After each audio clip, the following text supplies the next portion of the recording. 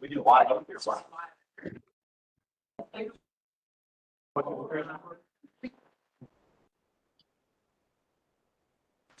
Test, test. Can you hear us now?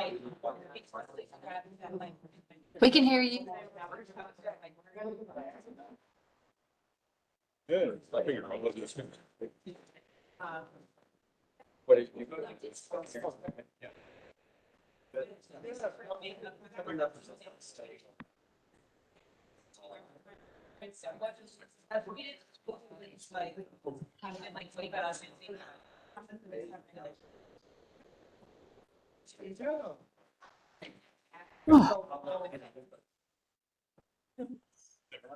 You can speak into that.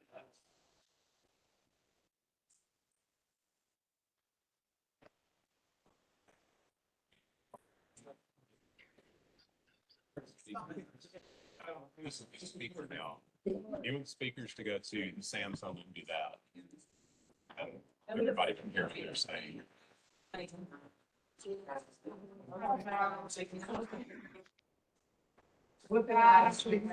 That should be your speaker. That's the output. Yeah, From. yes, That's the input. yeah. Go back to your, down here, you go to audio settings. You got test, speakers. Yeah.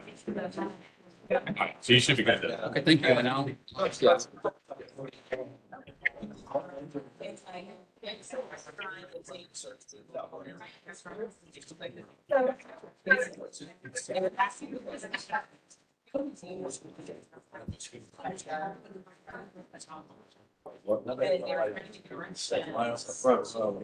Laura, then. Oh, man. Yeah. Yeah.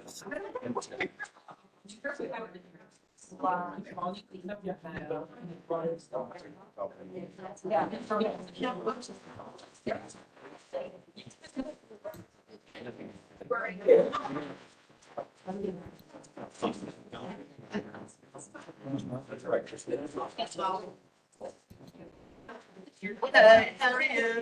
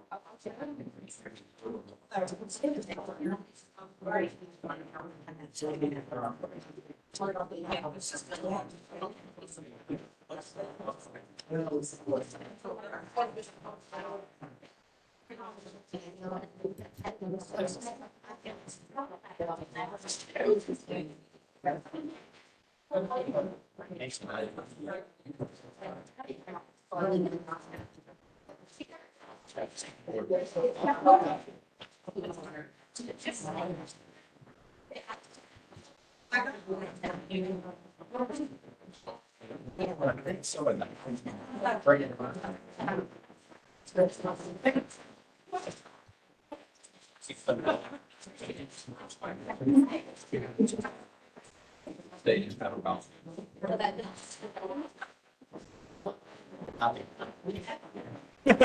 So, more robust. Right.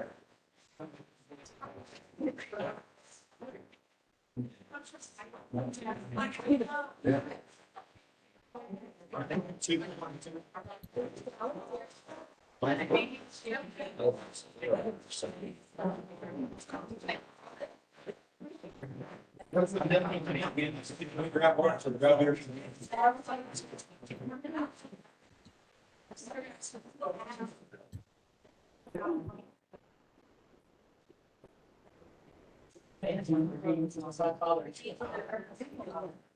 Wouldn't tell you.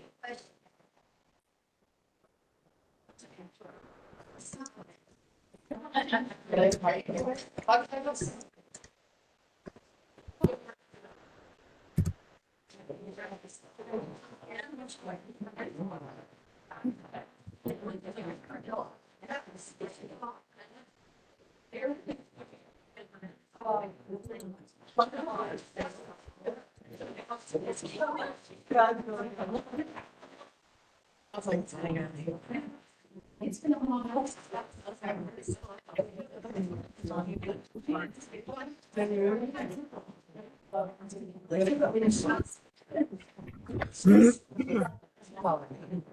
Yeah. Got an extra autograph on. We're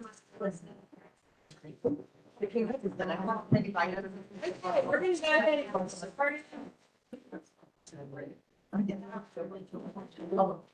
raise your hand.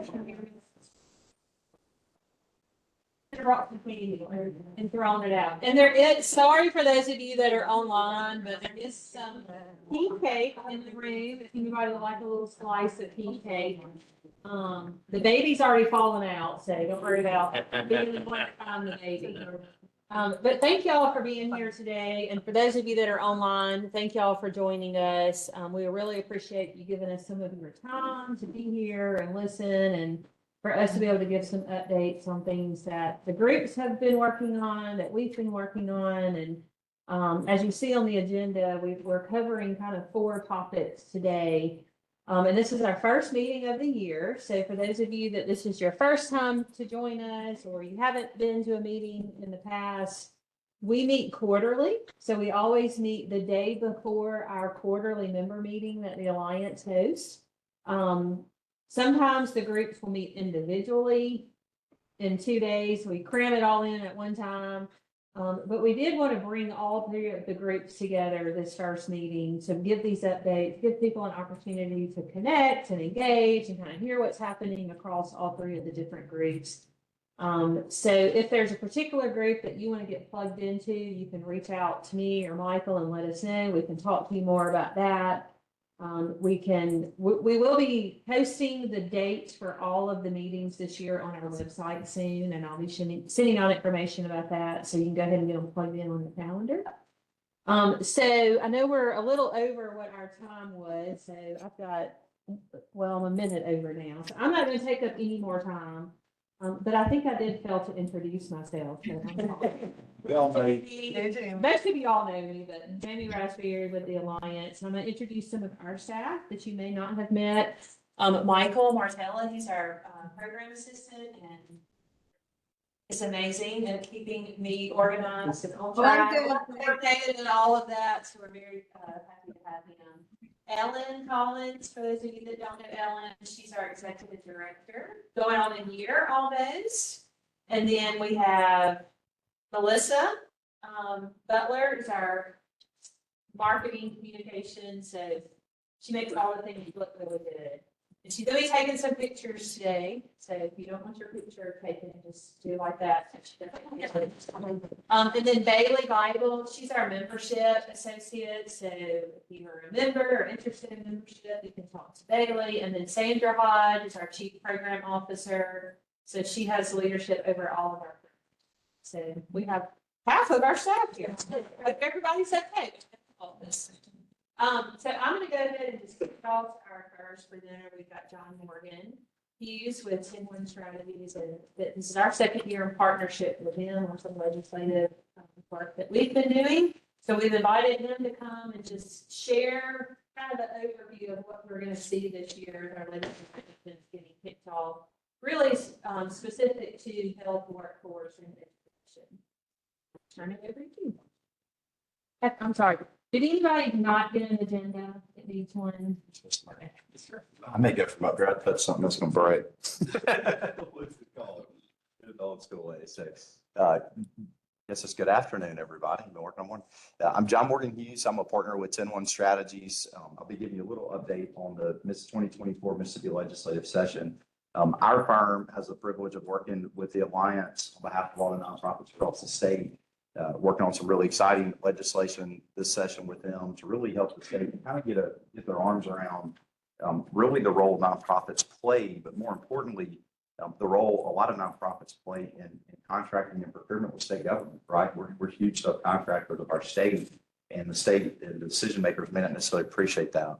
I also have the privilege of working with my friends at the Woodward Hines Education Foundation on some really exciting stuff, increasing post-secondary attainment in the state. So a lot of good friends today. So a little about our firm. We have about 55 clients. We work in 16 different policy areas. That means this year, I think we're working on 37 pieces of offensive legislation and 31 capital requests. I say all that to let you know that just means if there's somebody in the Capitol with a pulse, we're talking to them. So I somewhat try to speak from a position of doing this every day as a practitioner, not as someone who maybe understands this at a clinical or academic level. Looking at the 2024 session, I like to describe our role as a lobbyist and you guys' role as advocates. Who in here watches the Olympics? Is anybody else a big Olympics nerd like me? I love the Olympics. And one of my favorite sports, and it's arguably the most boring, but curling. Who's familiar with Olympic curling? Right? So you've got 3-man team, you've got the rock I call it the rock pusher, the rock carrier, and then there's this little guy that's out front with the broom, right? The sweeper. I don't know what it's called. I call it the sweeper. And so the sweeper never actually touches the rock, right? And the rock, we'll say, is your bill, your idea, your vision, your organization's big, hairy, audacious goal. And we are someone, an advocacy firm, is that person with that broom out in front, putting just the slightest bit of scrapes and touches when we want to speed up, slow down, go left, go right. That ultimately makes sure that you end up in that center ring that is passive. So that's a great analogy if you ever wonder exactly what it is we do. So Olympic curling.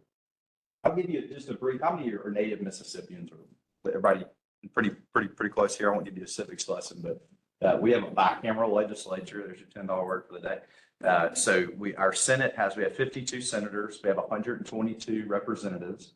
A House member is going to represent approximately 30,000 people population. Your senators are going to represent somewhere around 52 to 53,000 people in their districts. Those are reapportioned every 10 years based on population gain and loss. So this year, this November, we voted for a new legislature that has now been sworn in last week. And those districts were now representative of the state's current population alignment. So in the House, I believe we have about 27 new House members from all over the state. So about 1 of every 5 members is new. And then on the Senate side, actually pretty low. We only have 7 new senators. I went back and looked. We had 16 4 years ago. So pretty small amount of new senators there.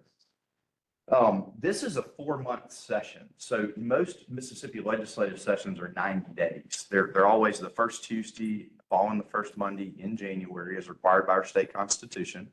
And they go 90 days up until something's called sine die. You'll hear that a lot in state nomenclature. You'll have that sine die date. And so because this is the first session following a general election, a 4-year election, they extend that to 120 days. And think about that as orientation for the new troops, right? We got to send everybody through legislative boot camp. They got to know where to park. They got to know, which committees they're on. Before I walked in this room, our staff was all in the conference room watching the Mississippi Senate name committee chairman. And so that's for those of you who work in healthcare policy or work in education, the single greatest point person in that Capitol. That's great. You've got a relationship with the speaker. That's awesome. Your brother's cousin's wife knows the lieutenant governor. The most important person who is the gatekeeper, Jim, can I get an amen from the back? You get a passionate committee chairman and you got a good seat at the races. You've got a committee opposite side of you and you've got some work to do on your issue. So anyways, we'll talk a little bit more about that later. So one of the things that we are really cognizant of in our world, and you as nonprofit advocates and professionals should think through, is that unlike most other states, our session is bifurcated almost every month with deadlines. So our first deadline is bill introduction deadline. That's on Valentine's Day, February 14th. So if you're thinking about introducing a bill this session, if there's a bill out there you're worried may come out that you don't necessarily like or oppose, February 14th is the deadline this year for senators and representatives to request legislation. I think 5 days later, the 19th is when it actually has to be reported. That's a more complicated one to get into, but just for the sake of conversation, February 14th is the bill introduction, bill request deadline this year. The first big deadline after that is what we call the originating committee deadline. And each bill will receive, there'll be about 3,000 to 4,000 bills introduced this year between the House and the Senate. Those bills, if they are not, in general bills, if they are not taken up by their originating committee by March 5th, those bills are dead. There's no way, asterisk, most of the time, there's no way for those bills to come back. And so if your organization is following legislation, if your organization is thinking about introducing legislation, March 5th should be everything you think about and more. That is when it's got to happen by. The committees, the legislature has named the members of the committees. And so what we always advise is if I've got an education issue, I want every single one of my advocates to, we want to overlay who do we have that's a supporter of our cause in that district, right? So who here from the coast? Anybody from the coast? So coast, Biloxi, Gulfport, North. Okay, that's a tricky one. That would be Senator, lives in Jackson County. His name escapes me. Big wildlife guy, dog hunter. Joel Carter. He's right to the south of you. So if I have anybody from North Mississippi, who's the furthest north? Garland. I've been all over the state and I don't know where that is. What county is that? Whitman County. Okay. He may have you edged out a little bit on the latitude there. So if he's from Tupelo and he calls Senator Carter and says, "Hey, Senator Carter, my name's Jake. I'm really passionate about this particular education issue." The first thing he's going to say is, "Where are you from?" Right? He may hear him out. He's a nice guy. He's going to take the time. But at the end of the day, do you think that's going to move his vote one bit? No, absolutely not. They want to hear from people in their district that ultimately they represent and have a strong voice. We represent a lot of out-of-state clients. We represent about 80% in-state clients, really smart people with a lot of letters behind their name. And I have seen time and time again, some really smart people with a lot of letters behind their name get beat out by some sweet little lady that serves coffee in a small town. Because why? They live in the district and they have authentic relationships. We'll talk about that in a second. So the three big policy areas in state government perennially, and I bet it's the same if you went to any state in the union, is healthcare, education, and infrastructure. And you could make a pretty good argument those are the three most core functions of what state government should do. This session, what we know on the healthcare front, based on what the speaker and the lieutenant governor have said in public forums in different places, I think there's a really good chance we will get something not called Medicaid expansion that expands Medicaid services and eligibility. I think that is all but a foregone conclusion. The easiest way to understand where the different policy disagreements are right now is there is a school of thought. Of course, Republicans have supermajority House, supermajority Senate, and the governor's office. So they're naturally driving most of this conversation right now. There is a faction of the Republican Party that says we should just pay our providers more. Some of you may be Medicaid providers in the room. We should pay our Medicaid providers more to serve the current population, right? We have a revenue problem. We're not paying people enough for the service they provide. There's another school that says, hey, we have working poor, people that make between $16 and $22 an hour who are out there working, but for whatever reason, where their work environment or their socioeconomic condition does not allow for them to purchase health insurance as a free market product, right? Just can't afford it. Not enough dollars in the spreadsheet, doesn't work. And so there is a school that believes we should expand Medicaid to cover that population. The kind of big stick in prior years where the federal government said, you send us $1, we send you $7 back. Whenever we decide to end that dating relationship, it's very advantageous for the state. There's nothing you can do about it. Well, that provision was removed 2 years ago. So the state no longer has that argument. If anybody knows more about this than me, feel free to jump in. That's a very neophyte way to explain that. But it's how I understand it. It's how unfortunately, I have to explain them. So I think, and I don't think they know right now. I don't think that we've been at dinners every night with these guys. I don't think they have clarity on what will happen. The governor's veto power is naturally something that's kind of guiding this conversation right now and providing some kind of framework for where the discussions are taking place. So there's some other smaller ancillary healthcare issues. One that I'm personally involved in and very excited about, we were talking about before. Mississippi, we don't have a great community mental health housing infrastructure here. We don't have great ecosystem or wraparound services. A lot of you may serve these populations. So where do they end up? They end up in our ERs and our hospitals, which is not cheap. If you've ever seen what a daily inpatient CPT code costs you at university. The other expensive place they like to go stay is in our county jails. And so we have got some really passionate Chairman Joey Hood in the House, Chairman Kevin Blackwell in the Senate, and then Sam Creekmore, he was on Fellows to Gala this morning, did a wonderful job. Are really passionate about creating some ecosystem. And I love nonprofit people versus corporate people because you guys get ecosystem. Just doing one thing doesn't always fix the box, right? We kind of have to take a holistic approach at it. And I think we've got a really good program. We took about 21 of them up to Tennessee for an entire day of site visits. They went in the house with the people and talked to them. It was really a great day. So I think Medicaid expansion, mental health, you'll see some smaller kind of secondary issues. There's some conversations about an omnibus scope of practice, which our research friends may tell you helps in some circumstances, may not.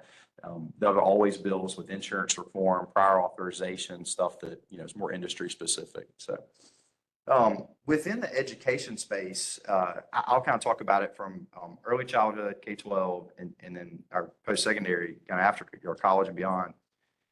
I think you're seeing a pretty good push. The lady that was just named Senate University and Colleges chair today, who's on the Senate leadership team, Nicole Boyd from Oxford, if anybody knows her, has worked with her, wonderful human being, just heart for service and kids, is really going to carry that banner for early childhood. I think she's done some good stuff in that. I think you can see some more funding coming that way.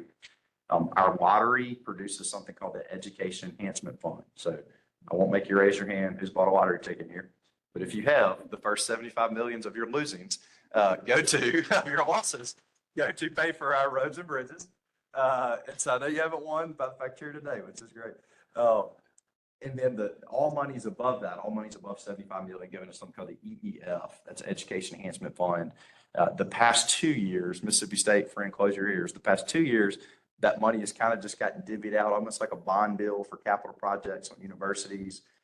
I'll say that may not have been the spirit of what the original intent of that was. There are a couple other things such as early childhood that maybe you're having some requests on those funds, but we know dorms are expensive. We know they're important. So that's going to be a big piece. On the K through 12 front, I think you've seen Speaker White has been pretty emphatic that he believes the MAEP formula needs another look. And they're looking at it based on some decreases in overall students. So you've got two kind of pushing forces here. Our total amount of students statewide has gone down 10% in 10 years. You fact check me on that. 10% in 10 years. If I'm wrong, and then the cost of all operational costs of education have gone up about 17%. So when you have to replace an HVAC unit, when you have to replace a roof, when you have to hire a janitor, when you have to hire cafeteria staff, the PERS you're paying for those employees to come on and provide these services. So you've just got these two different forces working on the opposite end. And I think there's some really smart people that are coming to him with some solutions on that. Haven't heard as much from the Senate side.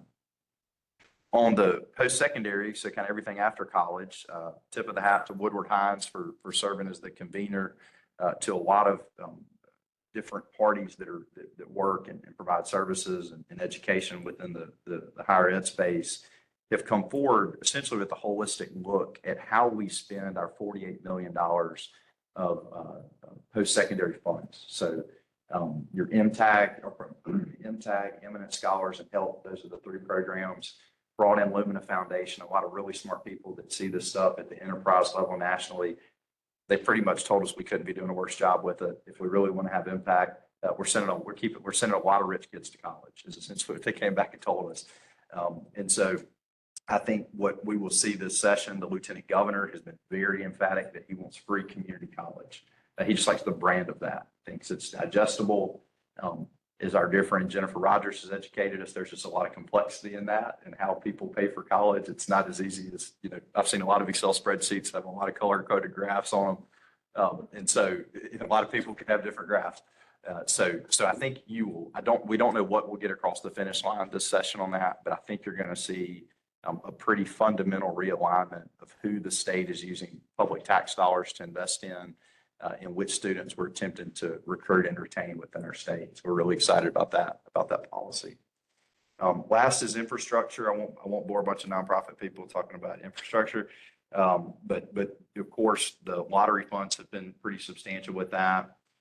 For the first time, the legislature has committed to getting out of the MDOT business. So back in the day, if our, Senator Ellen back there was from small town Mississippi and she chaired the transportation committee and said, we need a highway here. We got a highway here, be damned, Highway 463 to Madison that nobody can get down in the mornings, right? But, small towns got this beautiful highway. So the legislature is committed to getting out of the MDOT business. I believe it when I see it, when the bills drop in March, but that could be something that is very small in idea that really could be transformative for correctly allocating our dollars in the appropriate places. And then last, the 800-pound gorilla in the room is the PERS unfunded mandate. I'm sure everybody, if you don't live under a rock, you're probably familiar with what's going with PERS. $350 million a year is the delta right now. I think the PERS board has come to the legislature with some recommendations of some stopgap funding to the tune of about $325 million, in addition to an increase in the employer portion of the public employees retirement system. It's getting to a point where all the economists tell us the seesaw is fixing to break.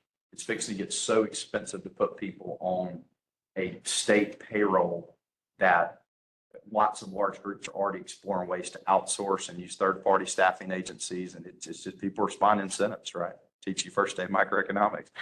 And people are now fixing to start when this PERS continues to increase the cost of employment in Mississippi. To give you all some perspective, our state budget is $7.73 billion.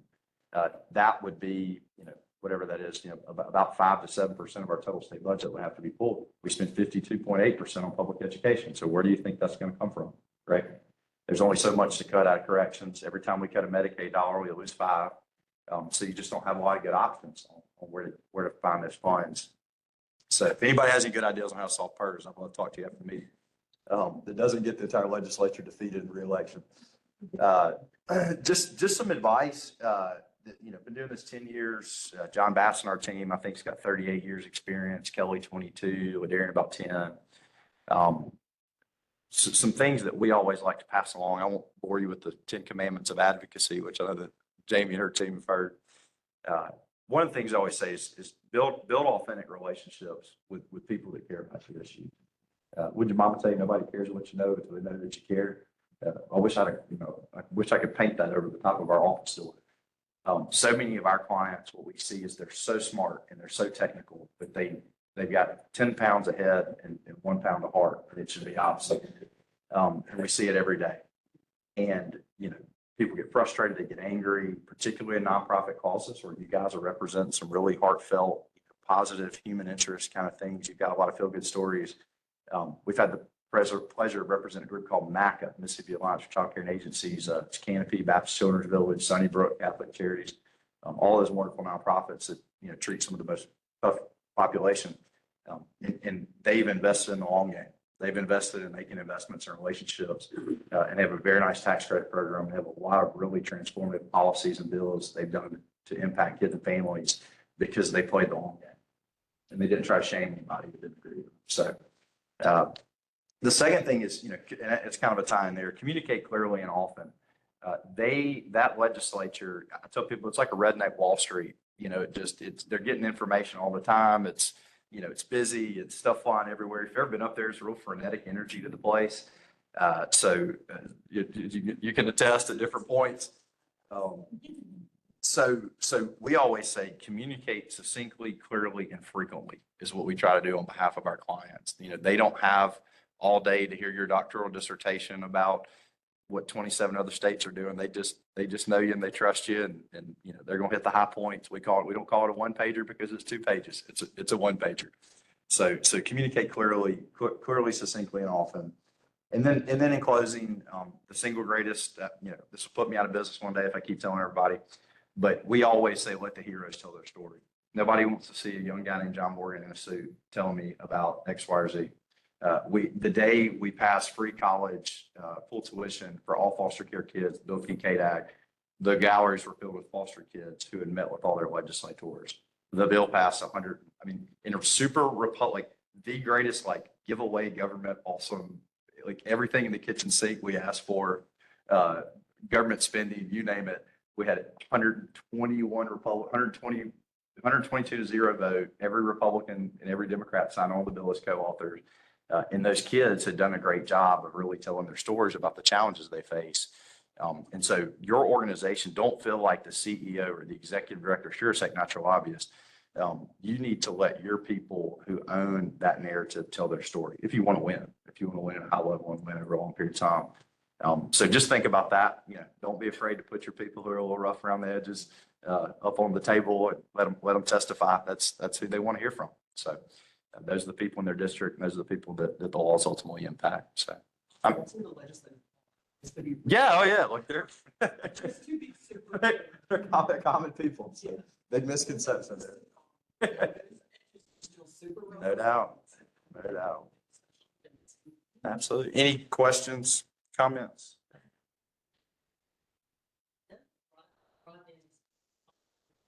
It does. It does. And so the Beam office, that's a great question. Ellen, y'all familiar when I say Beam office broadband? So Mississippi got a ton of money from the feds during COVID to expand broadband.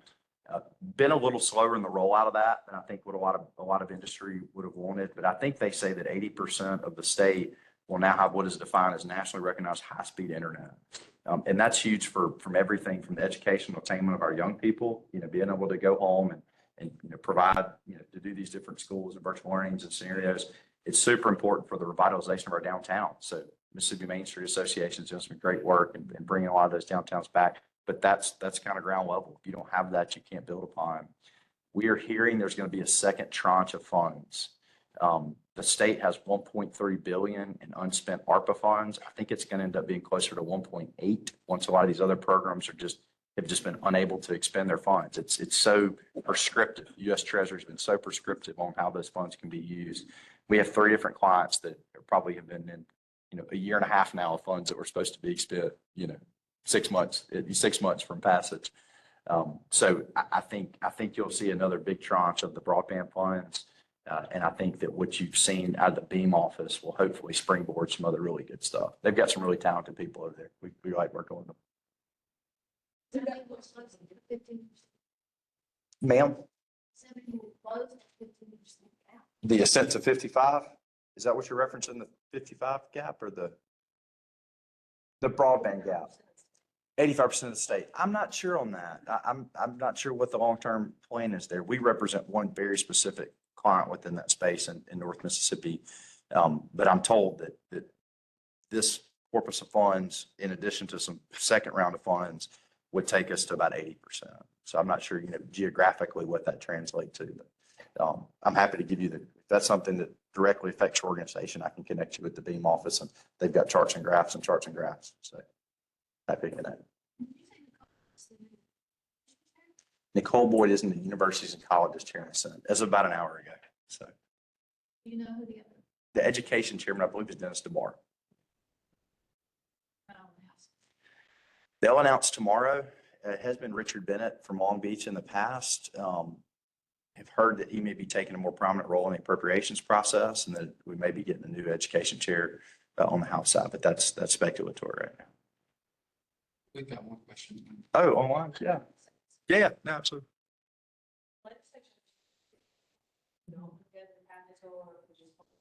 Watch at your leader. You can always go to the DC on the floor. Right. Will be broadcasted on there. They're all stored up in the information. I'll go back and watch it today later. But I have a newsletter that I'll send out and bring them up under the dome. And so we've been waiting to get an update on committees, and I'll share that out in the next issue, which will be the last week of the month. And one more thing that I'll share, and I don't know if anybody on the call, I think Becky is, maybe I can't really see who else is up there, but we have just launched a new program called the Nonprofit Civic Engagement Collective. And that program is really built to help strengthen the capacity of nonprofits to do advocacy on their own. And so we selected 15 participants to go through that program this year. We start this month, and so we're really excited about that. It's partnered with Area that's going to be able to facilitate some of those sessions. So this will be a 10-month-long, really intensive, immersive program. So if that's something that you're interested in for next year, we'll start promoting the next cohort about halfway through this week. We're really excited to get that launched and really be able to be a resource for our members and our nonprofits across the state that have experience or have none and really want to enhance what they're doing to be able to share their message. And Jamie, are those folks that are Alliance members, nonprofit members that are chosen for that? Is it more broad or what is it? This first year, we selected we only opened it up to Alliance members as a benefit. And we are offering this at no cost for our Alliance members.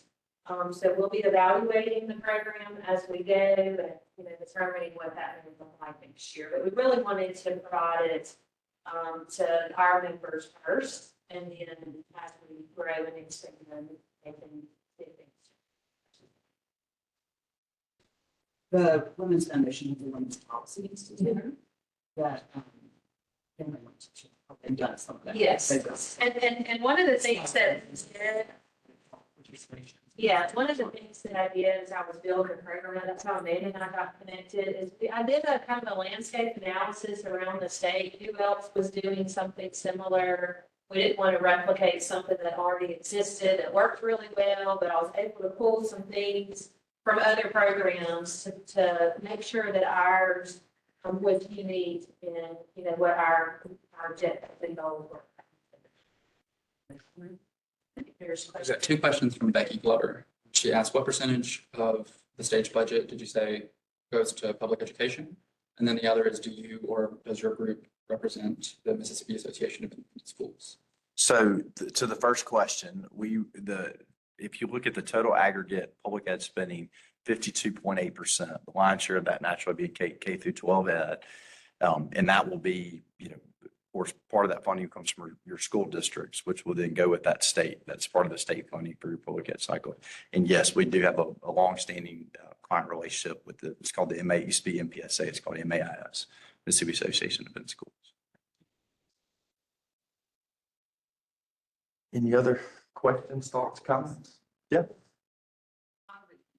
The timing of it is sort of at the end. Right. What thoughts do you I think we were pretty involved in that legislation on behalf of a client that was on the service provider side. I think it kind of got sold was that this was going to be a panacea as all things for infrastructure and education. And it really hasn't been. The infrastructure, I think they got right because they said, hey, we can't have this moving target. We need a number that we can tell U.S. Department of Transportation to leverage for annual funds, right? So much of the transportation funds, you take $1 and you send it to the feds and you get 3 or 4 or 5 back, depending on which program services that it falls within. So I think they did a good job there. I don't think they did it. I think they got rushed. I think they knew they're like, hey, if we stick education somewhere on this, it'll help pass, right? It'll get some members on board and it's going to help education. But no one defined what help education was. And I'll be honest, we were really amazed when we went looking last fiscal year at potential ways to fund some of this expansion of post-secondary funds. How lack of description there is in the EF. I mean, it's really broad. And so I'll be curious to see if they try to rectify that in the future, if they leave it as kind of a, everyone jockeys each year to see if they can get their share of that funding. It's typically viewed as. Right. It would be one-time funding, that's correct. And I think on average, we're averaging 120, of the past 3 years, we're averaging about 122 million in transfer to the general fund. So whatever that is, 25 and 22. So about 40, 70 years what's been in the EEF on average. Is that decision made? That decision's exclusively made by the appropriators. And for whatever reason, it's really fallen more to the Senate appropriators than the House. They tend to have been driving that fund in the past. So, yeah, the fear is always that they leave some of this stuff general and then they use it to kind of plug gaps. And that's not always, in terms of just creating policy that creates the proper incentives. You know, it's not always the best way to do that. So I won't bore you with a civics lesson there either, but it seems like you've got a good instinct for that. So, any other questions, thoughts, comments, concerns? Yes, sir. You mentioned the PERS budget shortfall.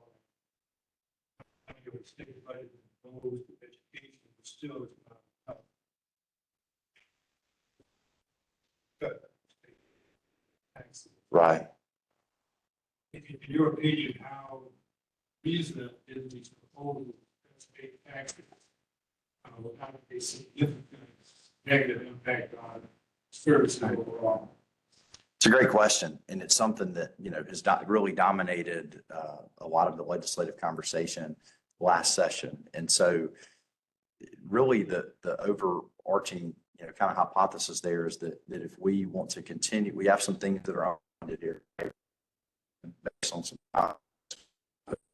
state, our infrastructure based on some pretty objective national median metrics. And then our healthcare, right? We have the worst access to care. We have the worst healthcare outcomes. So, you know, if you took pretty effective, you could say you're not doing great on the big three guys, right? So, is money always the solution for that? I've read a lot of good empirical research on both sides of that. There are, I think, a really good claim that we cut state income tax in the best economic time of our state. And what's that going to look like when we're not in the best economic time of our state? So there are some growth in there that slows this stuff down as the economy starts slowing.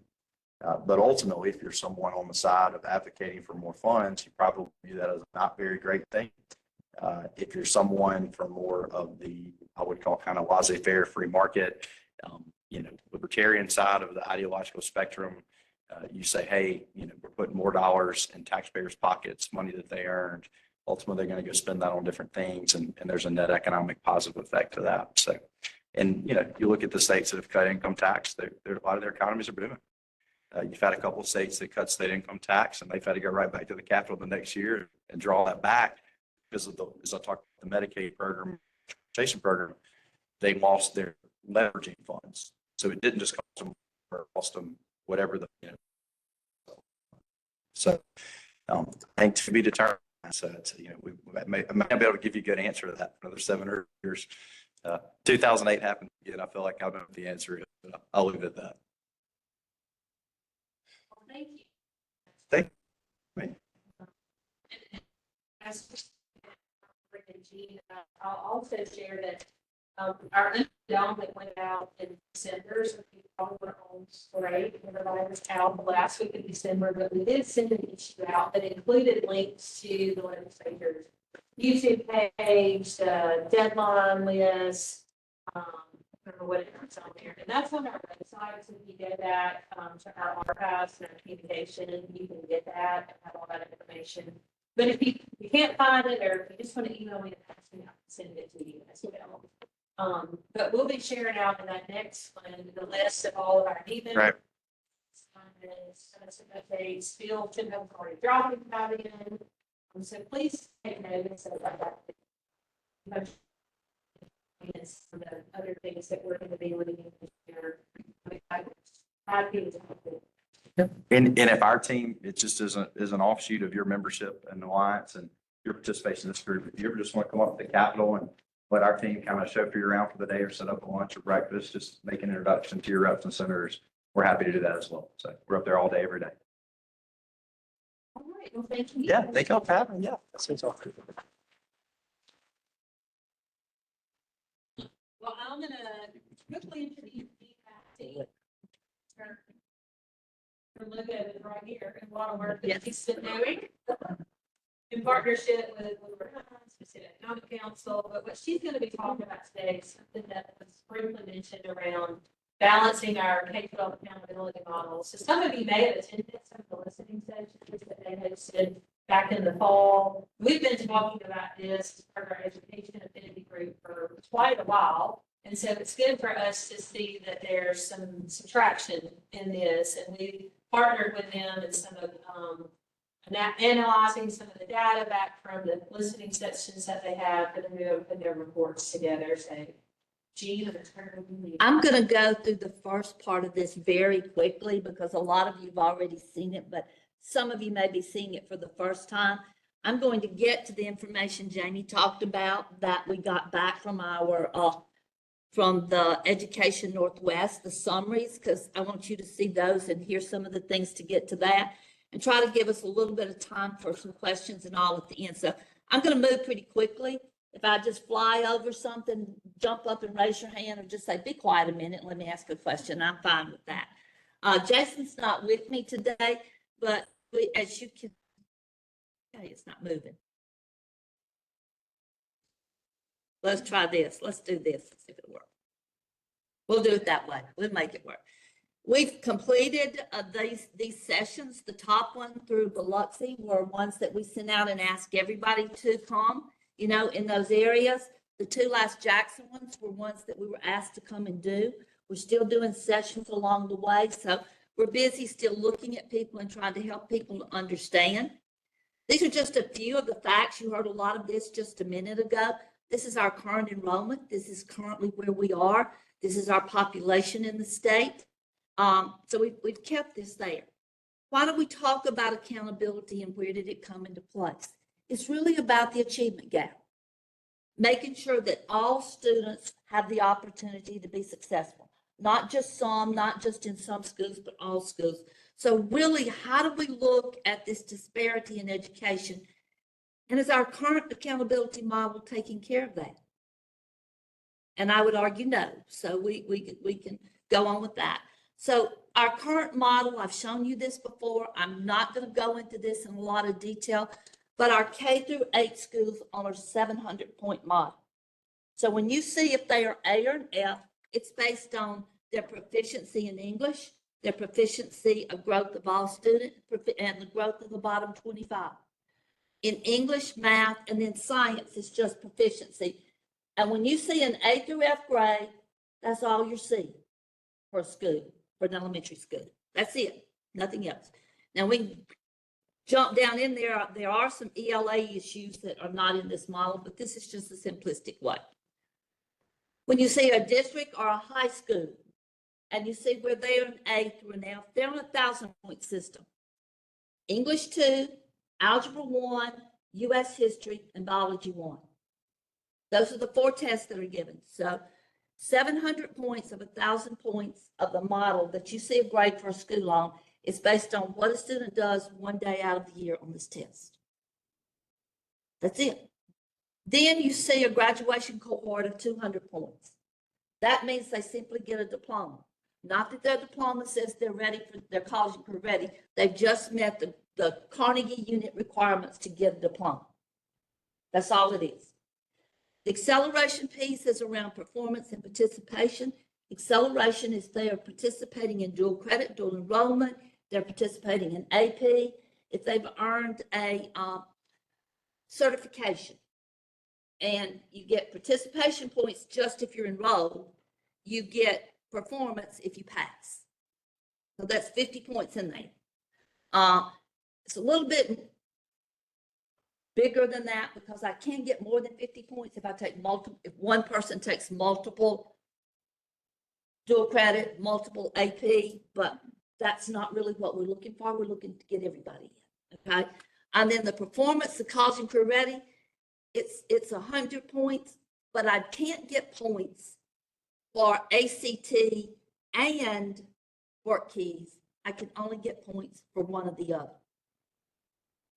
Okay, so that's where the 1,000 points comes in right there. So that's the 1,000 points, and that's a quick overview. We do the tour, we spend a lot more time. Work keys is a career indicator that was developed by ACT. And it's an equivalency piece. A lot of our people like Nucor Steel, Nissan, before they'll even give you an interview, they want to see a silver on work keys. Path of or handyman or craftsman. It could be, but it can be a lot more than that also. Robin can probably go into it. We got a lot of your, one or the other. That's the way it was set up. Yes, ma'am. Is data at this level? Yes, it is.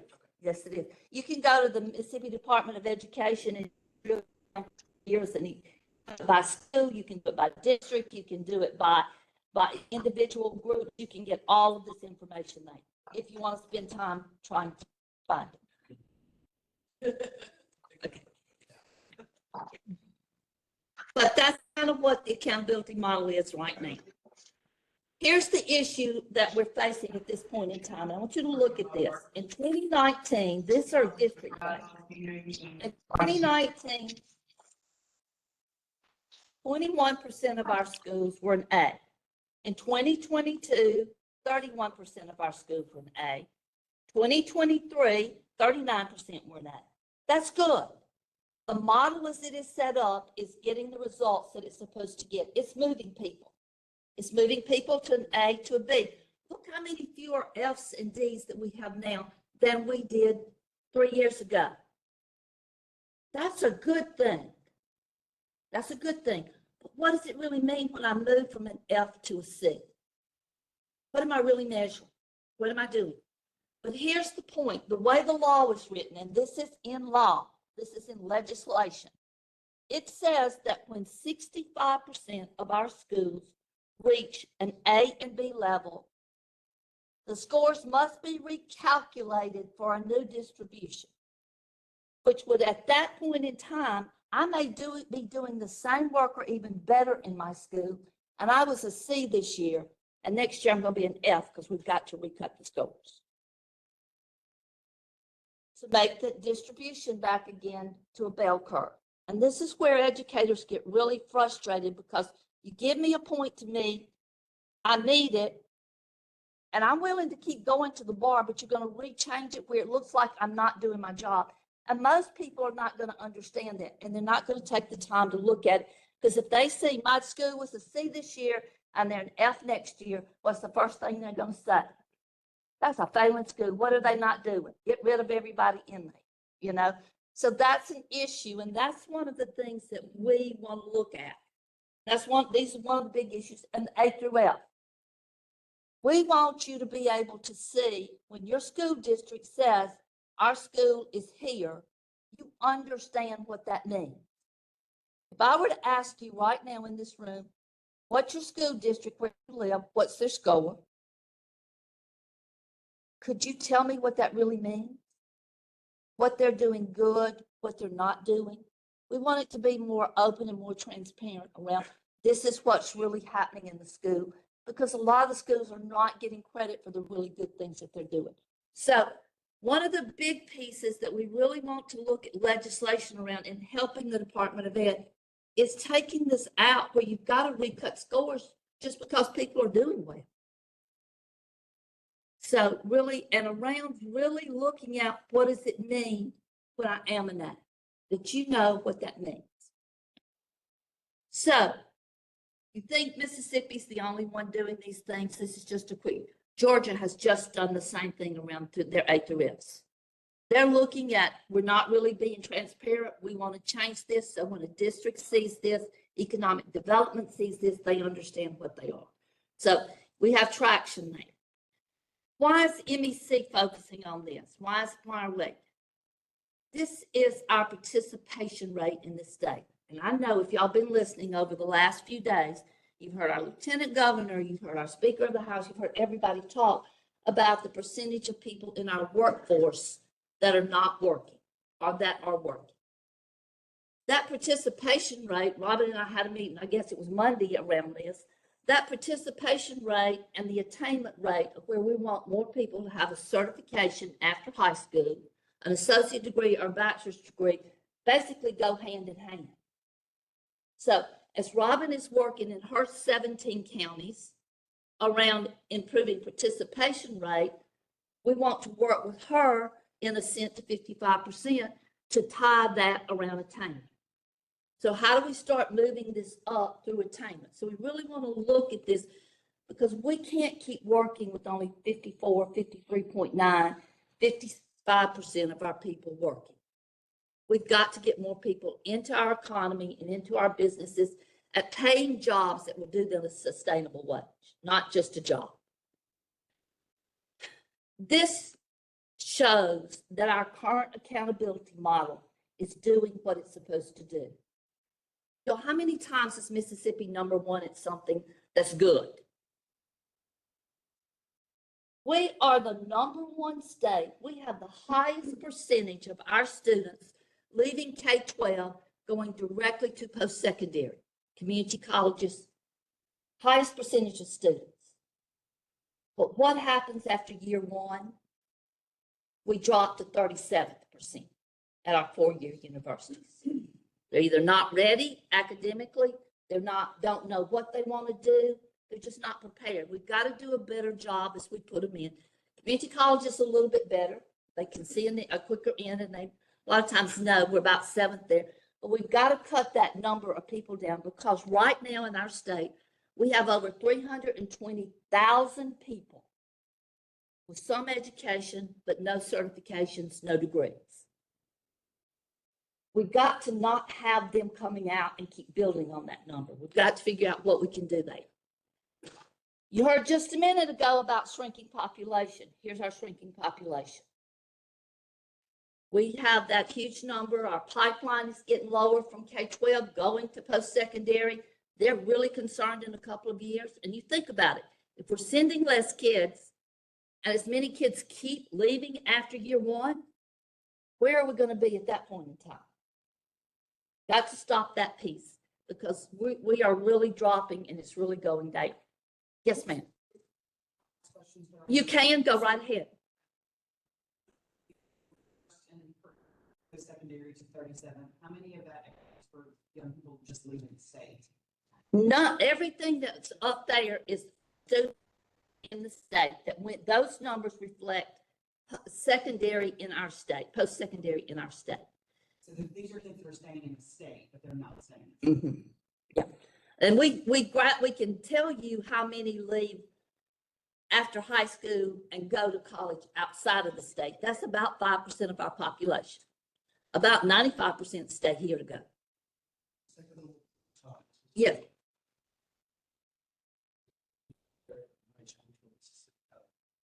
Yeah. Was not ready for college, but the expectation was that she would go, and now she's with me. So I think I just wonder how much of it in this her high school year, junior and senior year. And so I'm just wondering. Oh, that dip.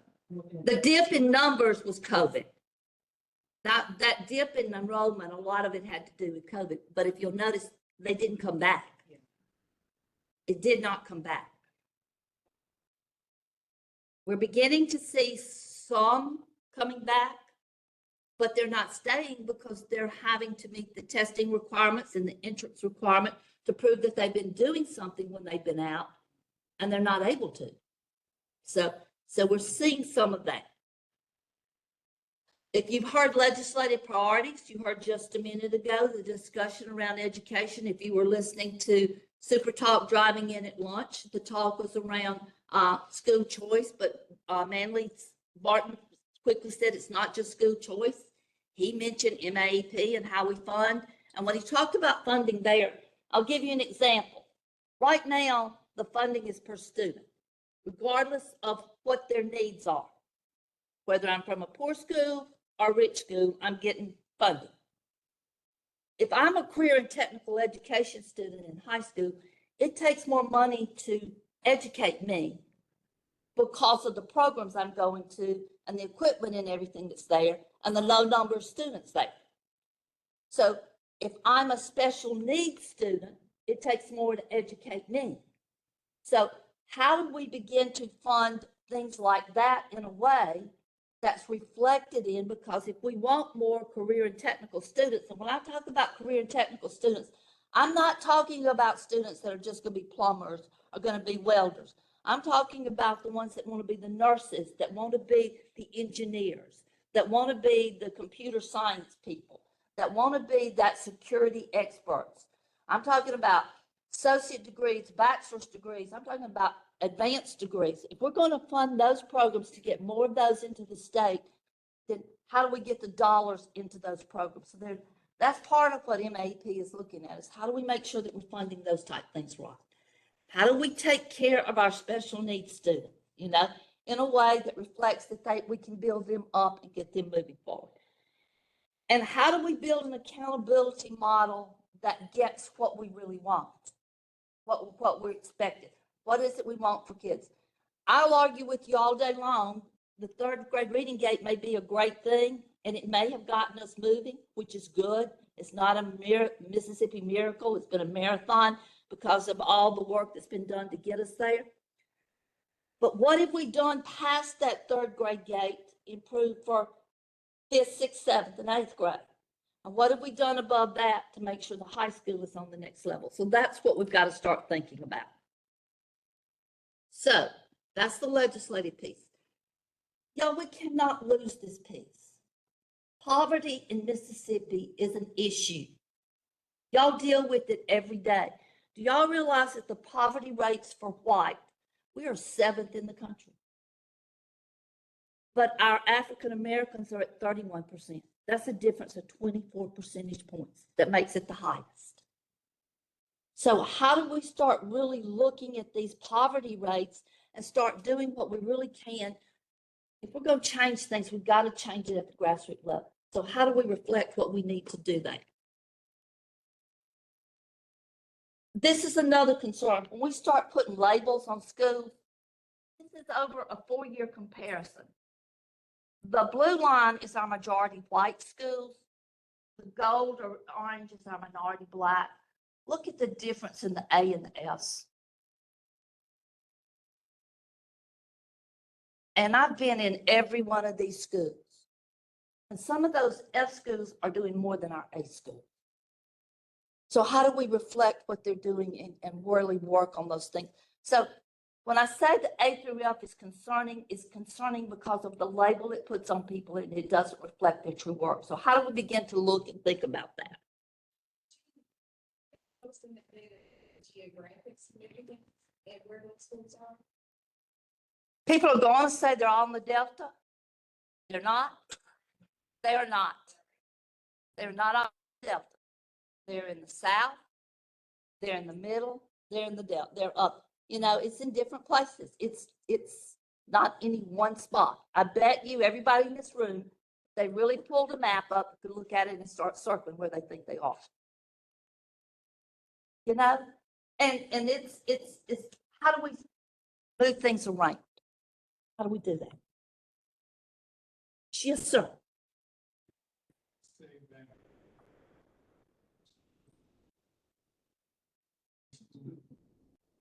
Explain that. Okay, some of these F schools are doing everything in the world. They're doing after-school tutoring for students. They're doing before-school tutoring. They're doing summer programs for their students.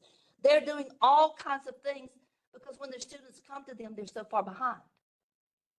A lot of your A school students already have that. And they're not doing that in those schools.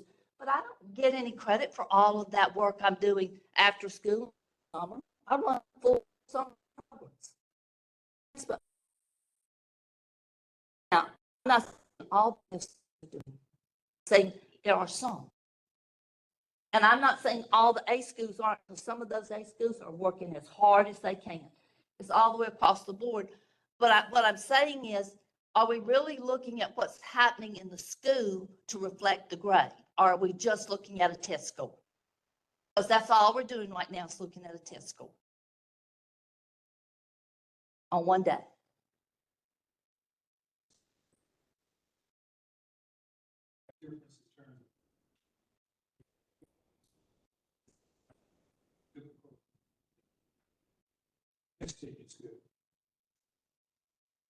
some of it is there with all of that. I don't think a lot of it is, or some of it is. I only get to take the test one time, one day, and that's for the count. I may be the brightest in that classroom, but if something happened at home last night and I come in to take that test the next day and I'm not ready, I may not score well. Nothing accounts for any of that. And I don't get another chance. I don't get another chance. On the high school piece, what is happening in the high schools, and I don't want to spend a lot of time, I'll move on, but Algebra 1. If I want a student to be successful in math, to be prepared for post-secondary, to go to Hines, to go to Mississippi State, I need to get them high enough to take the ACT to score at least an 18 in English so I don't have to have remediation. Because if I have to have remediation at post-secondary, I have to pay for that, but it doesn't count towards my degree. In order to do that, I need to be through geometry before I take ACT. If I am taking Algebra 1, a lot of schools put Algebra 1 off year after year to as long as they can put it to give me remedial math. So by the time I take that ACT, I'm not even through geometry. Not even through geometry. So I'm not getting to where I need to be able to be successful on the ACT. So a lot of what we're doing is to really get these scores on the accountability model. One of the most profound things I heard in our tour came from an educator in Meridian. Had a gentleman say, we are preparing our kids to be successful in accountability model and not for life. I didn't just, I said, will you tell me what you mean by that? And he said, he was the middle school principal, I think, I don't even remember. He said, I drive a bus a lot of days. He said, you remember this is the principal, you never had enough bus drivers, you had to get on the bus and drive the bus. I said, I get that. He said, when I was in school, when somebody asked me what my goal was, I said, I'm going to go to school and be a teacher, be a coach. He said, I asked those young kids, the elementary kids, what is your goal? I got to score 2 more points to get to the next level on the next benchmark. He said, but what's your goal? I just got to get better on my benchmark. That's what they talk about, is going higher on a test and not preparing for what they want to be after school. And I thought, that's a pretty important way to put that. So that's what we talked about there, was where we go. So, yes. I'm trying.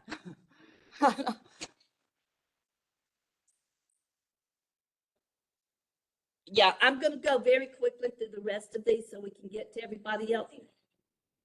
You can have, Janie has it, be glad to send it to you. But I do want you to see this. This is important.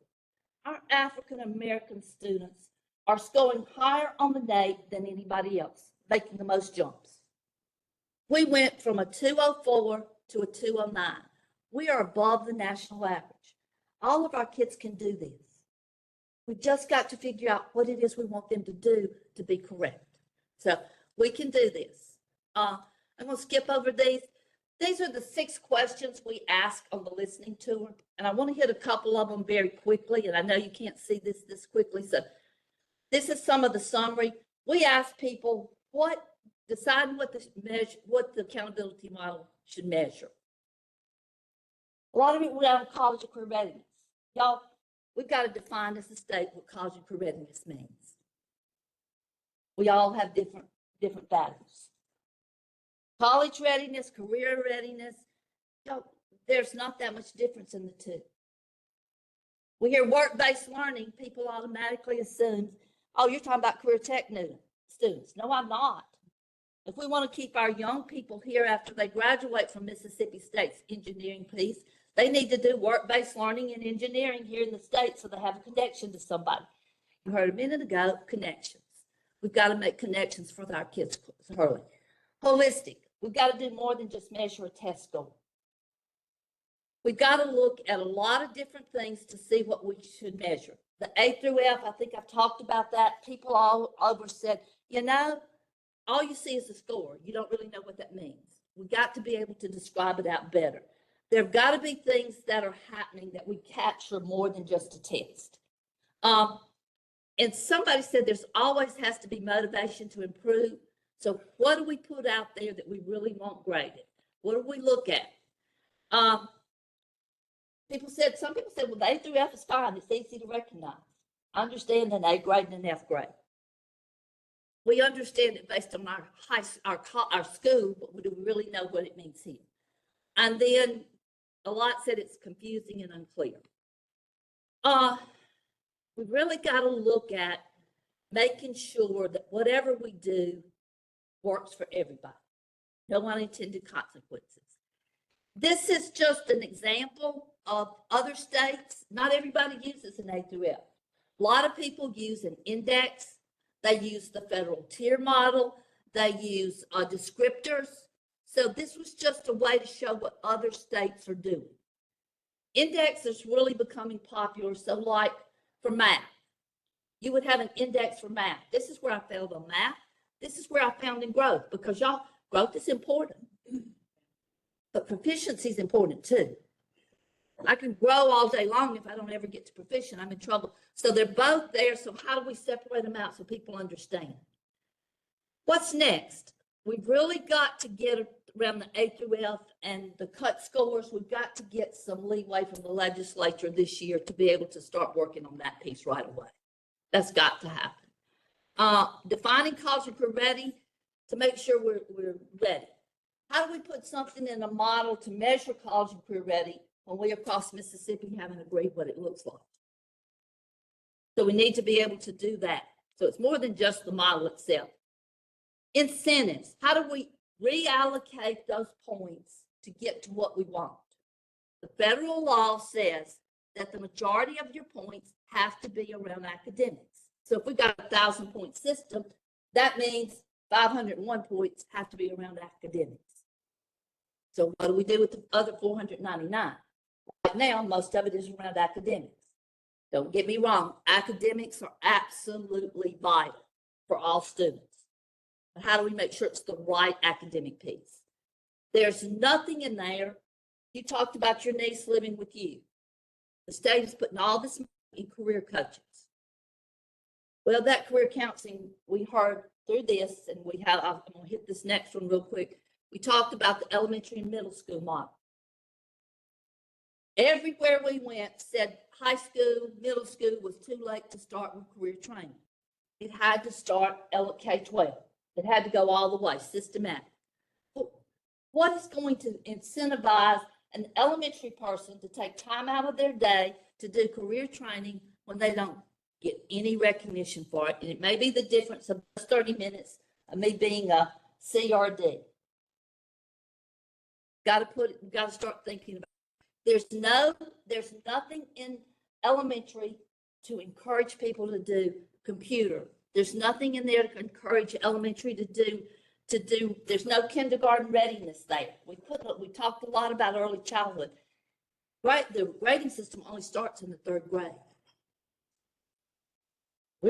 We need to start much earlier. So how do we start looking at those pieces? So how do we really begin to look at how do we look at the elementary model to change others? We've got to improve a report card. You can go to the MDE website and you can pull up a report card, and there is great information there. I can pull up a high school and I can see 1 year after a graduating class, how many of their kids are still in college? How many of them had to take a remedial class? How many of them had to do different work? But it's on the MDE website, which never gets down to the granular model. So how do we get it out there so all of that's in there? So how do we really improve those pieces? What happens from now? We've looked at this, and we believe that there's several outcomes. One of them is we can just change the indicator points. State Board of Education can do this. They can go in, they can start looking at how these points are distributed or put about, and they can make changes in how they put them in. We can see an additive model. where we go from 1,000 points to 1,200 points because we add some type of career indicator. That could be something that happens. We could have a Fed-based model and a community-based model where you as the community had input on what your indicators were, what your report card looked like. I would encourage you to go look at the Oxford School District and look how they're doing a community-based report card that they put together based on what their community wanted above and beyond what's already there. We could just kind of tweak the existing model. We've heard that a dozen times. We don't know what that really means. We've heard tweaked. So when we think about this, there are a lot of different outcomes. We will have a new superintendent if the legislature approves the, what do you call it? Confirmation.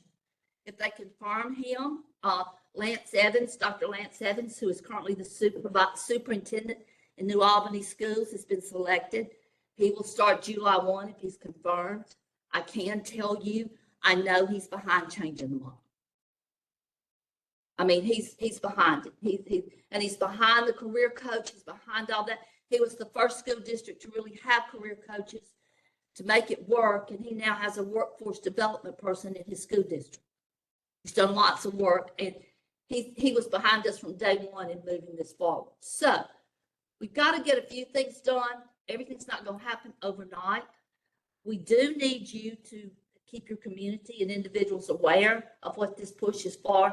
And it's really about making it a student-centered model, not a school-centered model.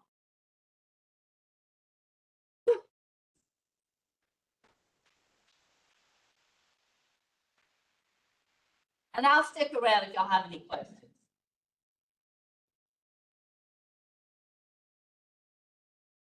Still like, I don't like to spend a lot of time on the unpacking of what we heard. Yeah, and maybe we could have just another session for people to come get some information on it. Okay.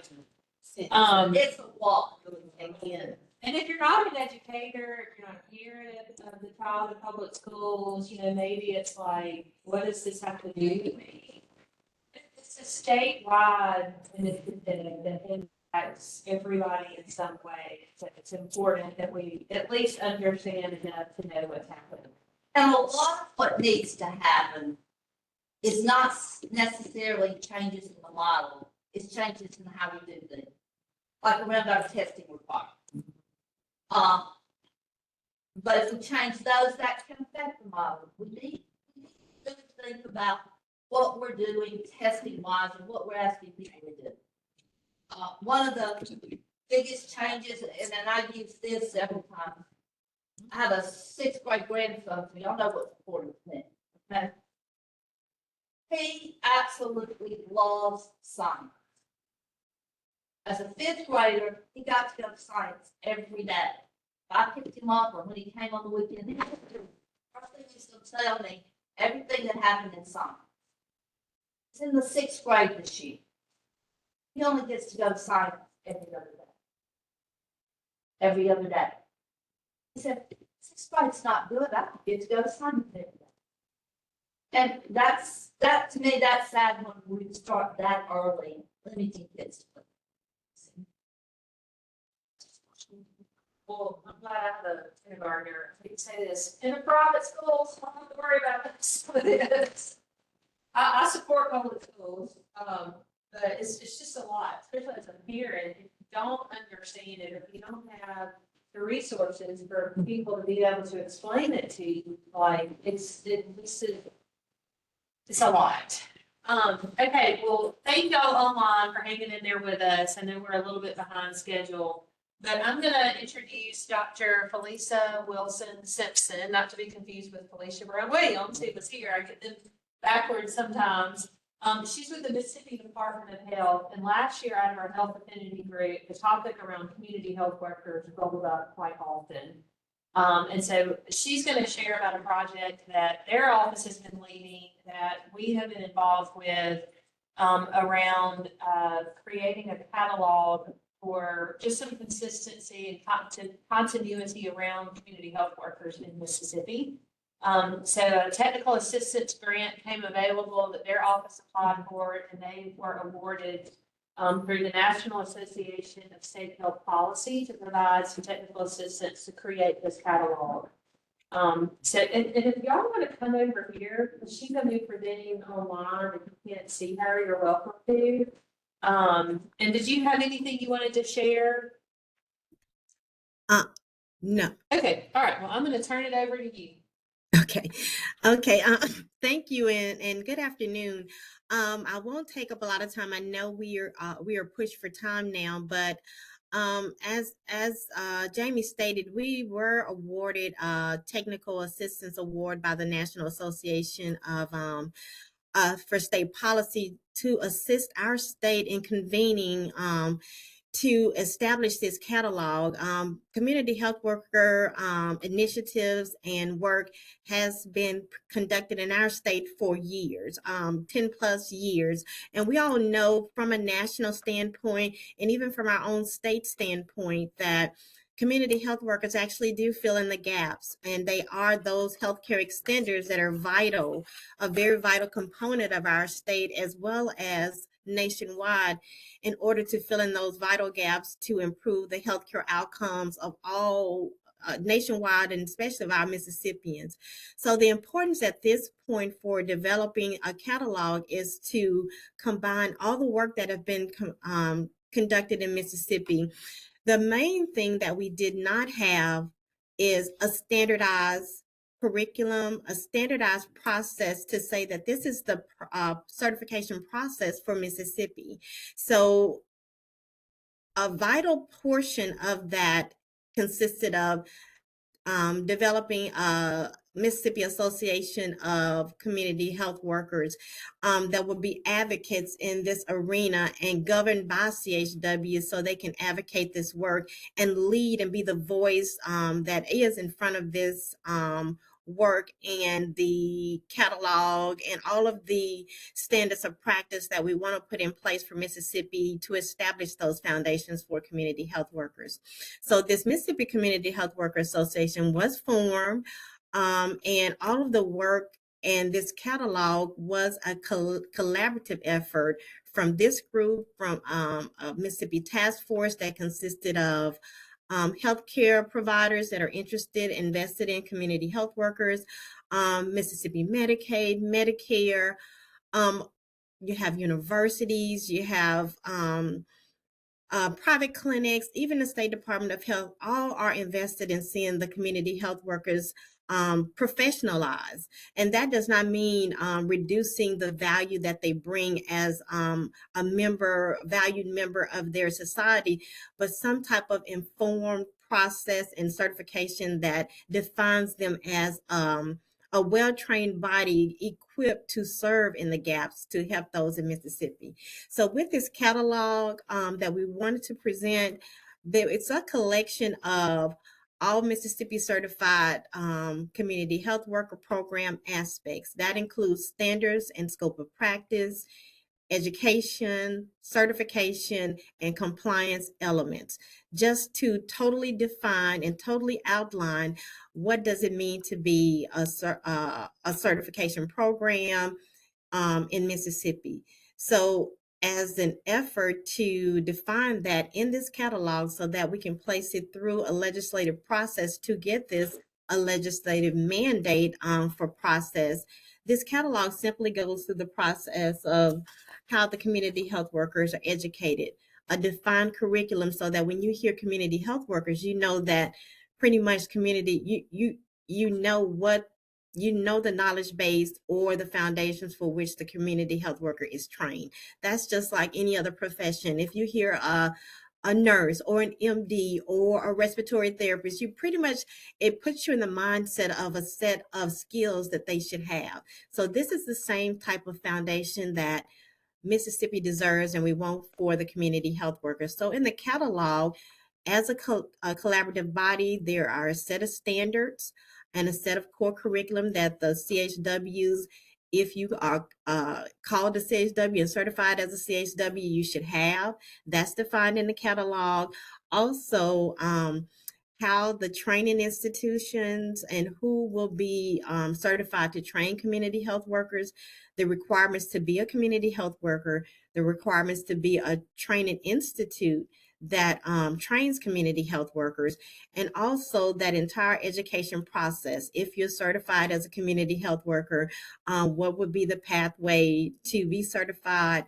Also, how often your certification would be required to be renewed, just that entire process so that we can have a defined certification process for Mississippi.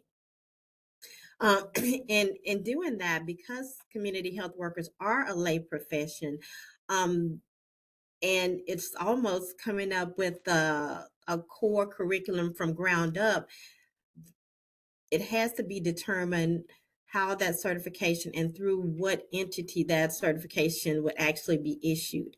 So this is the process that this catalog proposes. This is as the Mississippi State Department of Health, as an authorizing body, we are lending our support behind it because we are an authoritative body that can say, yes, we support this process.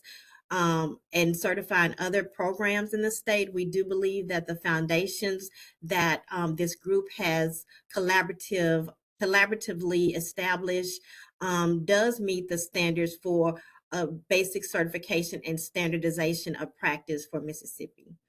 So I'll kind of stop there because for the most part, it just simply outlines the educational process for CHW, so that those are the things that our insurers, Medicaid, and those who employ CHWs and those who are interested in employing CHWs to do the work in Mississippi are requesting.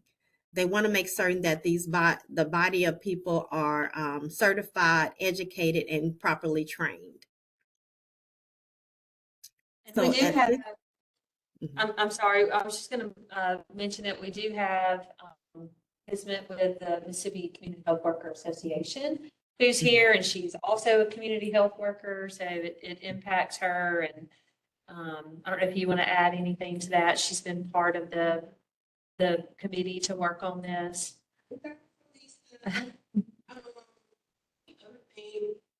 That also is a part of the catalog is the reimbursement fees, especially for your clinical CHWs.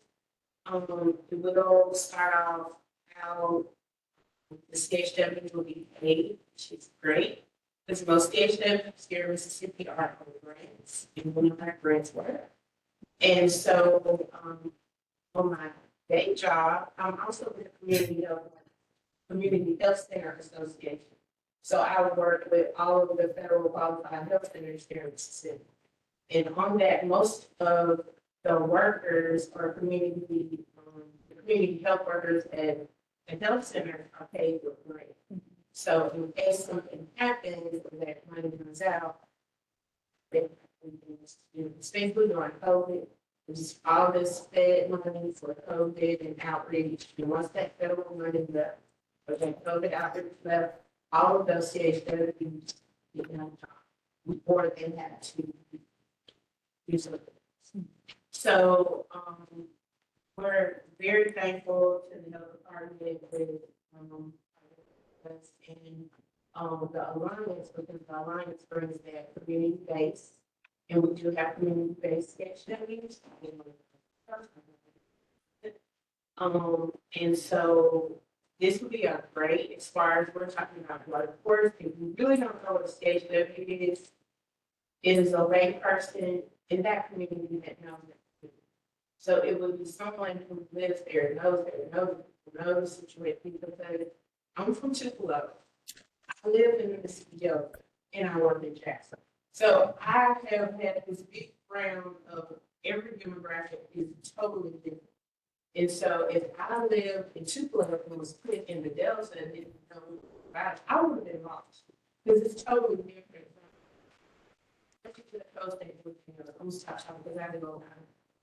But I just want to say, if you don't really understand what a CHW is, look it up, because they are bridge gappers. We are bridge gappers. CHWs can do what a nurse can. And that's one of the issues, and one of the reasons we're glad the health department is supporting it, because Because you are a lay person and you go into a blood pressure check and you're not a nurse, sometimes it can be alarming because they feel like we're stepping on the church. And we're just helping them.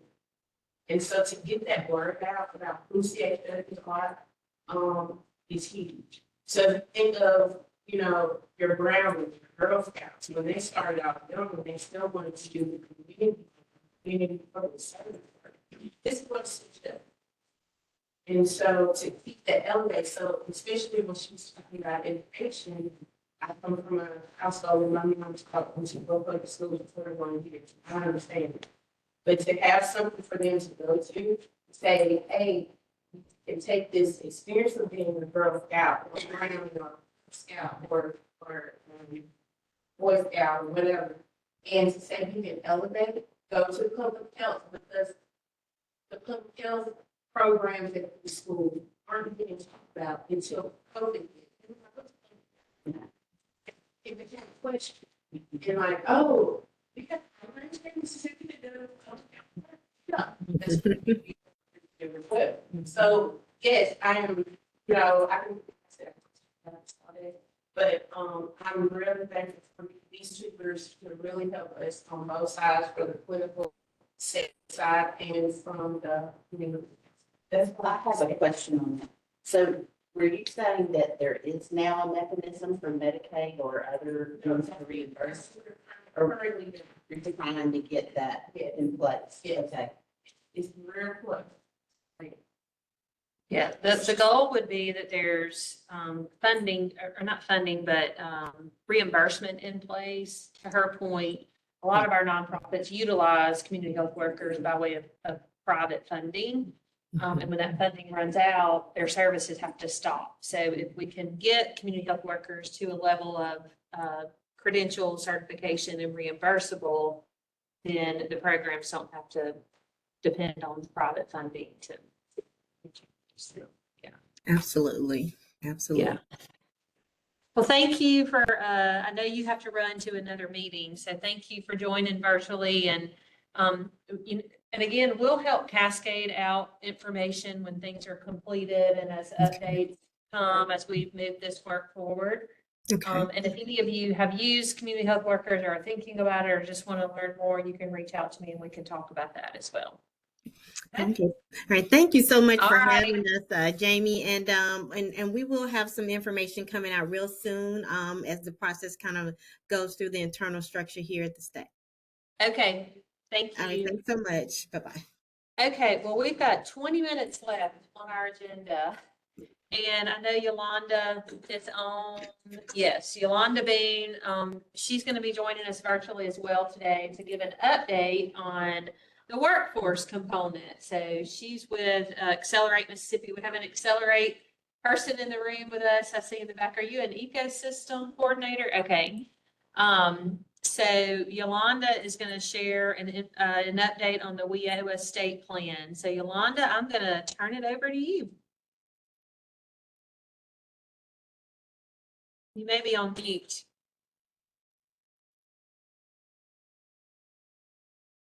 Are you sharing the screen? Okay. She is. Okay. She's the presenter. Yolanda, we can't hear you.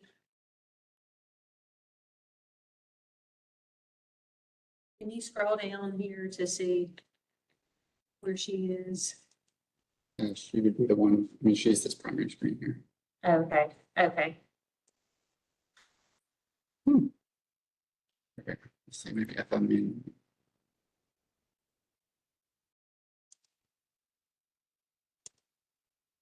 Because she's the presenter, I cannot manually Okay. unmute her. She has. Yolanda, you may have to dial in if you can't get off of mute. We can't hear you.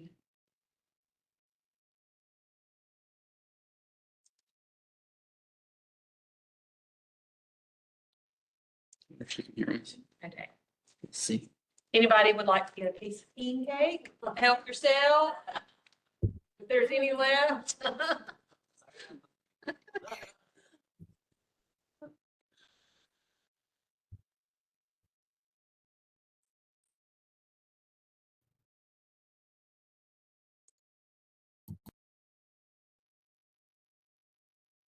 Okay.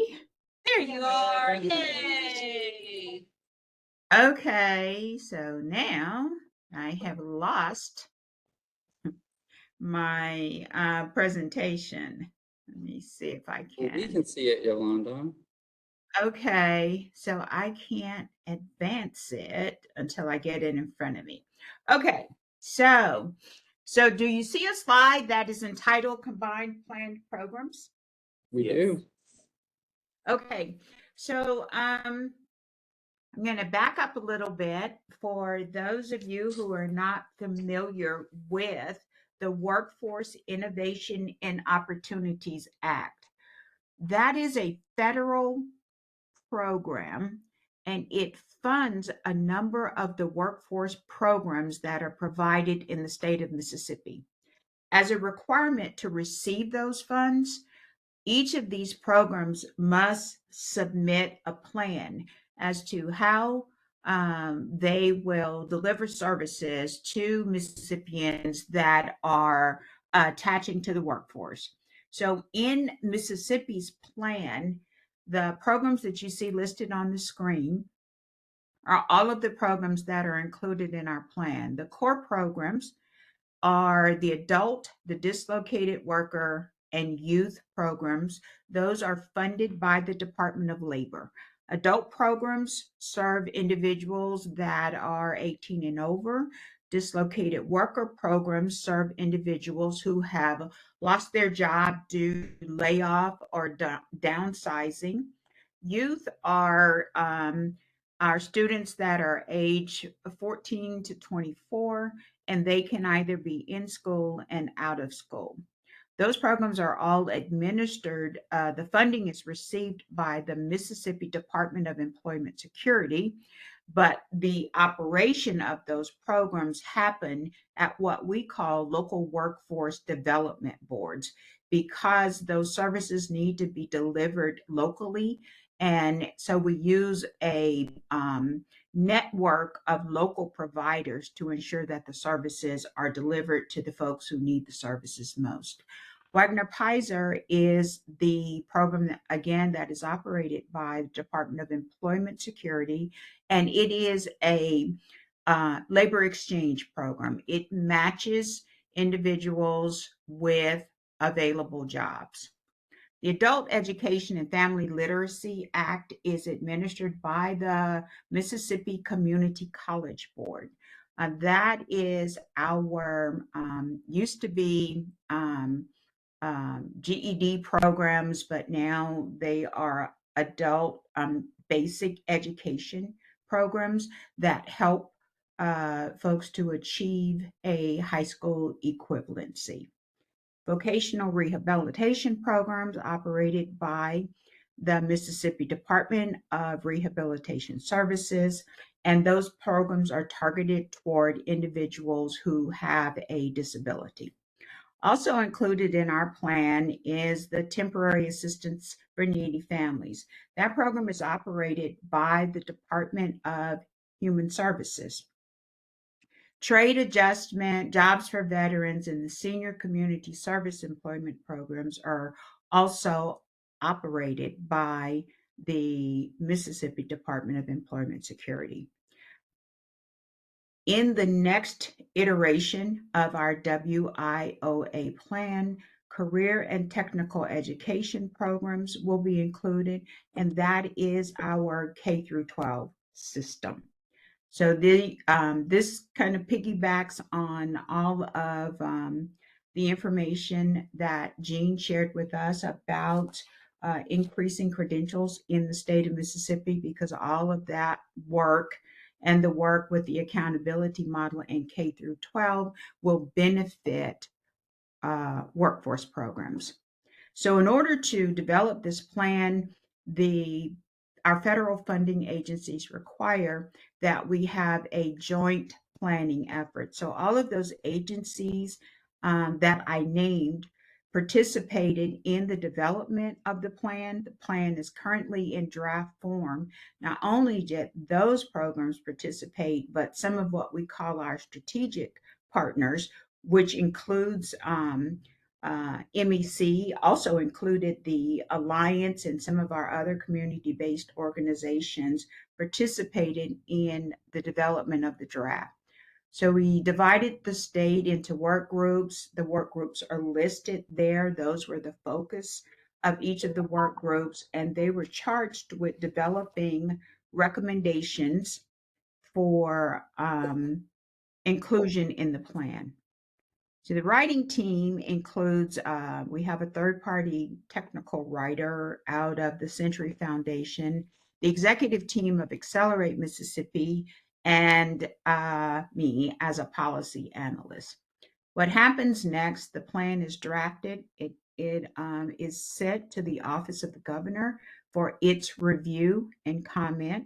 Those comments are incorporated into the plan. From there, it goes to the State Workforce Investment Board, and then we make the plan available to you. People sitting in this room will be asking you to review the plan and give us comments on how best to deliver workforce services in the state of Mississippi. We've been writing this plan. So this plan is in its, I think, fourth or fifth modification. And where we are now from where we started is significant. So with our first plan, we were a very siloed state. All of those agencies operated programs and did great work. But we didn't have a systematic way to make sure that programs were aligned and that we leveraged resources and were able to really deliver services in a much more cohesive and coordinated manner. So when you get the plan for review, it's divided into two elements: the strategic element and the operational element. So the strategic element is our analysis of our economics and our workforce. It describes our activities and lists some strengths and weaknesses. So I'm going to give you a little background on the workforce analysis, and then we'll move into some of the strengths and weaknesses and talk about the recommendations that came out of those work groups. So this first slide is our describes the Mississippi economy. So we're at about 136 billion, and we're expected to grow over the next 5 years. Even though we are experiencing a declining population and we have low workforce participation, there's opportunity in Mississippi.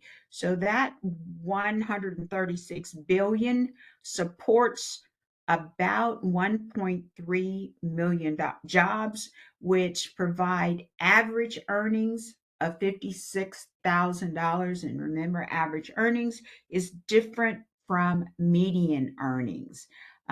So in Mississippi, median earnings is around 36,000, which is difficult to sustain a family off of $36,000 annually.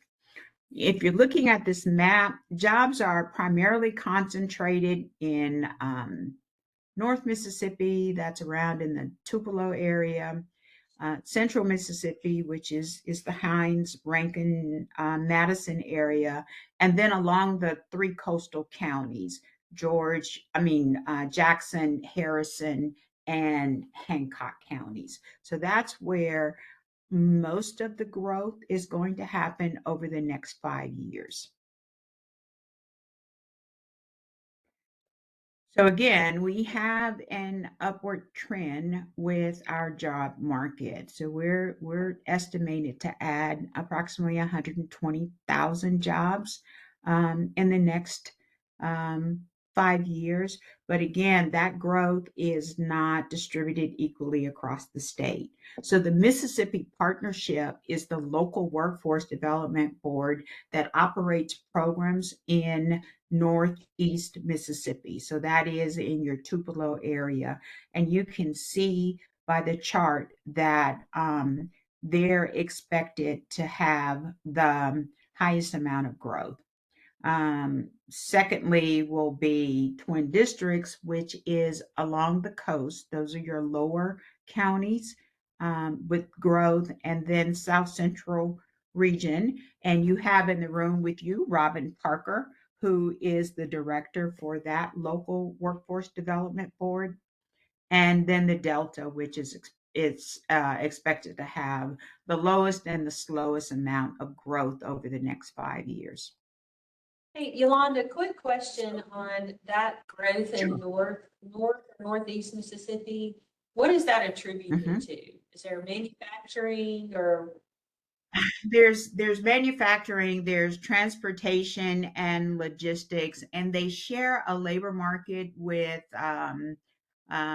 Memphis, Tennessee, and Arkansas. So there's a large amount of companies that are locating there because of that shared labor market. But it's attributable to manufacturing and warehousing, transportation, and logistics. Okay.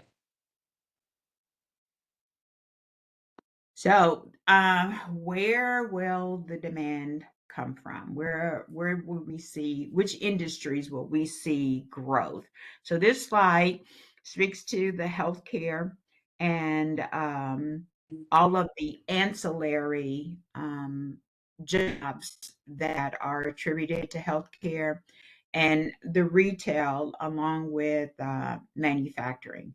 So where workforce likes to focus its efforts and its resources are in jobs that will pay a self-sustaining wage.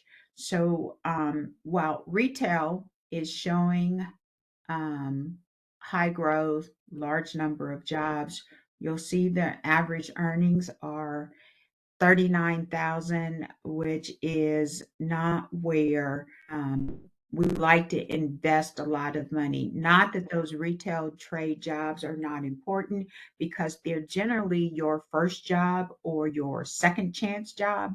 And we certainly need those opportunities for folks that are new to the workforce or for students that are looking for part-time work. But to sustain a family, we want to invest in jobs that pay high 40s, 50s, and above.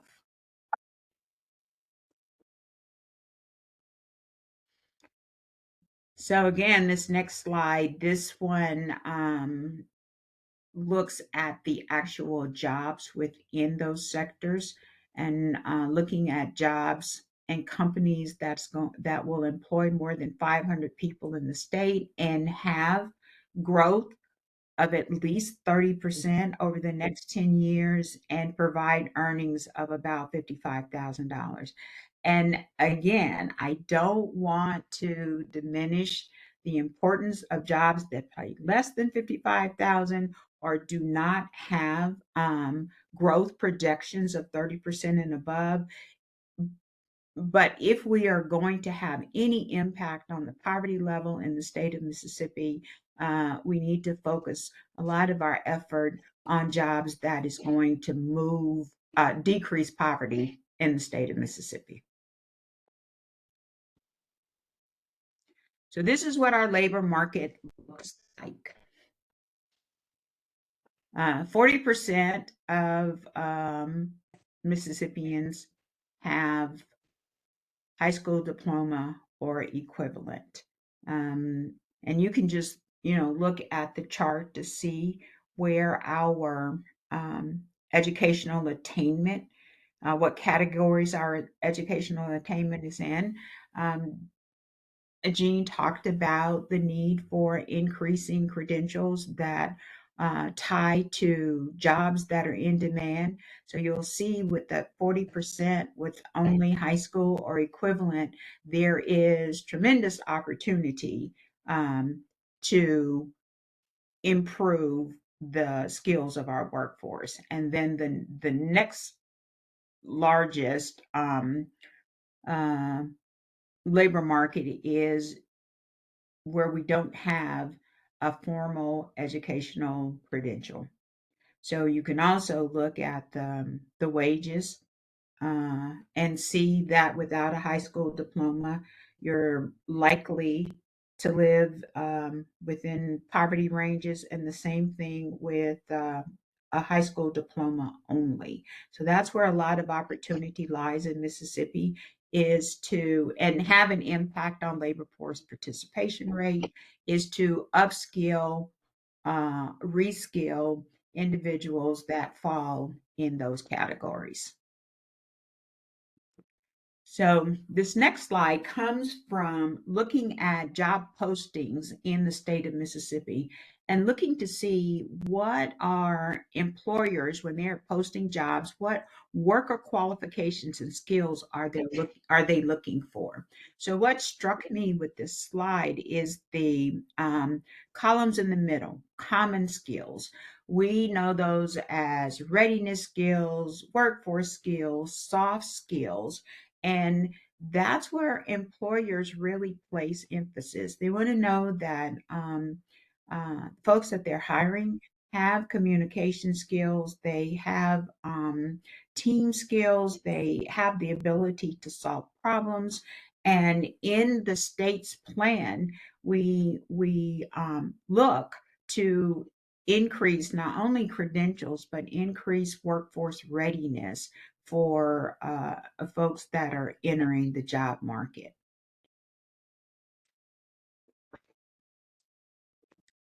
So unemployment trends in Mississippi are down. I think we're less than 3% now. So we've fully recovered from COVID and double digit unemployment. Where we haven't recovered is workforce participation rate. So that's this slide. And Jean talked about it in her presentation, is that we have been trending down since 2019. We talk about workforce participation rate. What we're looking at is the number of people that have just given up on work. They're not showing up in our unemployment numbers. They're not showing up in our working numbers. These are people that are just totally on the sideline and are not joining the labor pool. I see that as an opportunity also, is that it's an opportunity to skill these people, to attract them to the workforce and improve the economy in the state of Mississippi. So our plan spends a lot of time talking about what services, what activities, what strategies can we as workforce professionals, what can we put in place to increase the labor force participation rate. Underemployment is also high in Mississippi. Most of the jobs in Mississippi will require more than high school, but not necessarily a higher level degree. Um, Although we did a really good job in Mississippi in pushing education. Jean talked about the number of kids who leave high school and go directly into college. Um, for Mississippi, though, most of our jobs don't require um, master's or bachelor's degrees, but we have a high number of individuals with advanced degrees.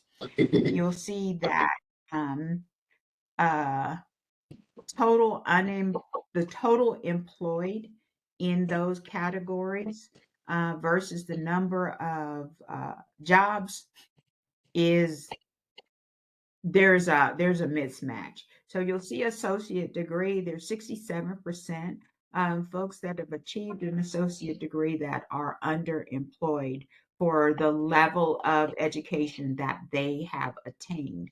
And what generally happens there is those individuals will return to school and look to get a certificate that is more aligned with workforce needs in Mississippi.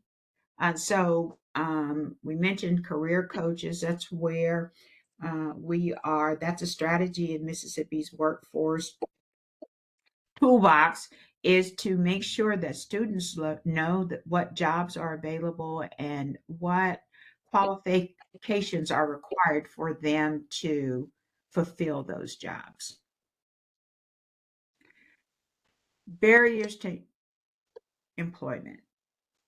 You'll see that most of the folks that are listed on these in these charts have some barrier to employment, and consequently, they are our low wage earners.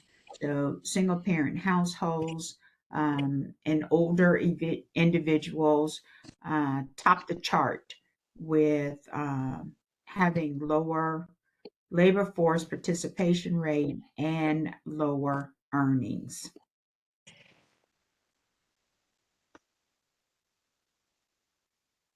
So again, this slide parallels what Jean shared with us earlier, is that we've had an increase in the number of individuals that have achieved post-secondary credential attainment. The problem is we have a skill mismatch between what they are achieving the credentials in as opposed to what is needed in the workforce. So all of those folks, the agencies and the teams that work in those agencies are working together and have come up with strategies in our plan to address how do we ensure that Mississippians are prepared for the jobs that are in Mississippi so that we can keep our best and brightest here at home. So I said earlier, we talked about in those work groups what works and what's not working. So this next slide, which is our last slide, is I didn't mean to do that. Is an analysis of what those work groups came up with. So the first one is developing a messaging for our current labor market. So the messaging that is where we said, you know, let's go to college, we need to increase our educational attainment, now needs to be massaged a little bit to say, yeah, you need education past secondary, you need post-secondary credentials, but we need to tie them to our current labor market. So what does that look like? Our services are delivered in Mississippi through what is known as our WIN job centers. And you'll see those centers, there's 44 of them across the state, and looking at how do we look at job centers, where they're located, how many we have to improve the outreach for folks that need to attach to the labor market.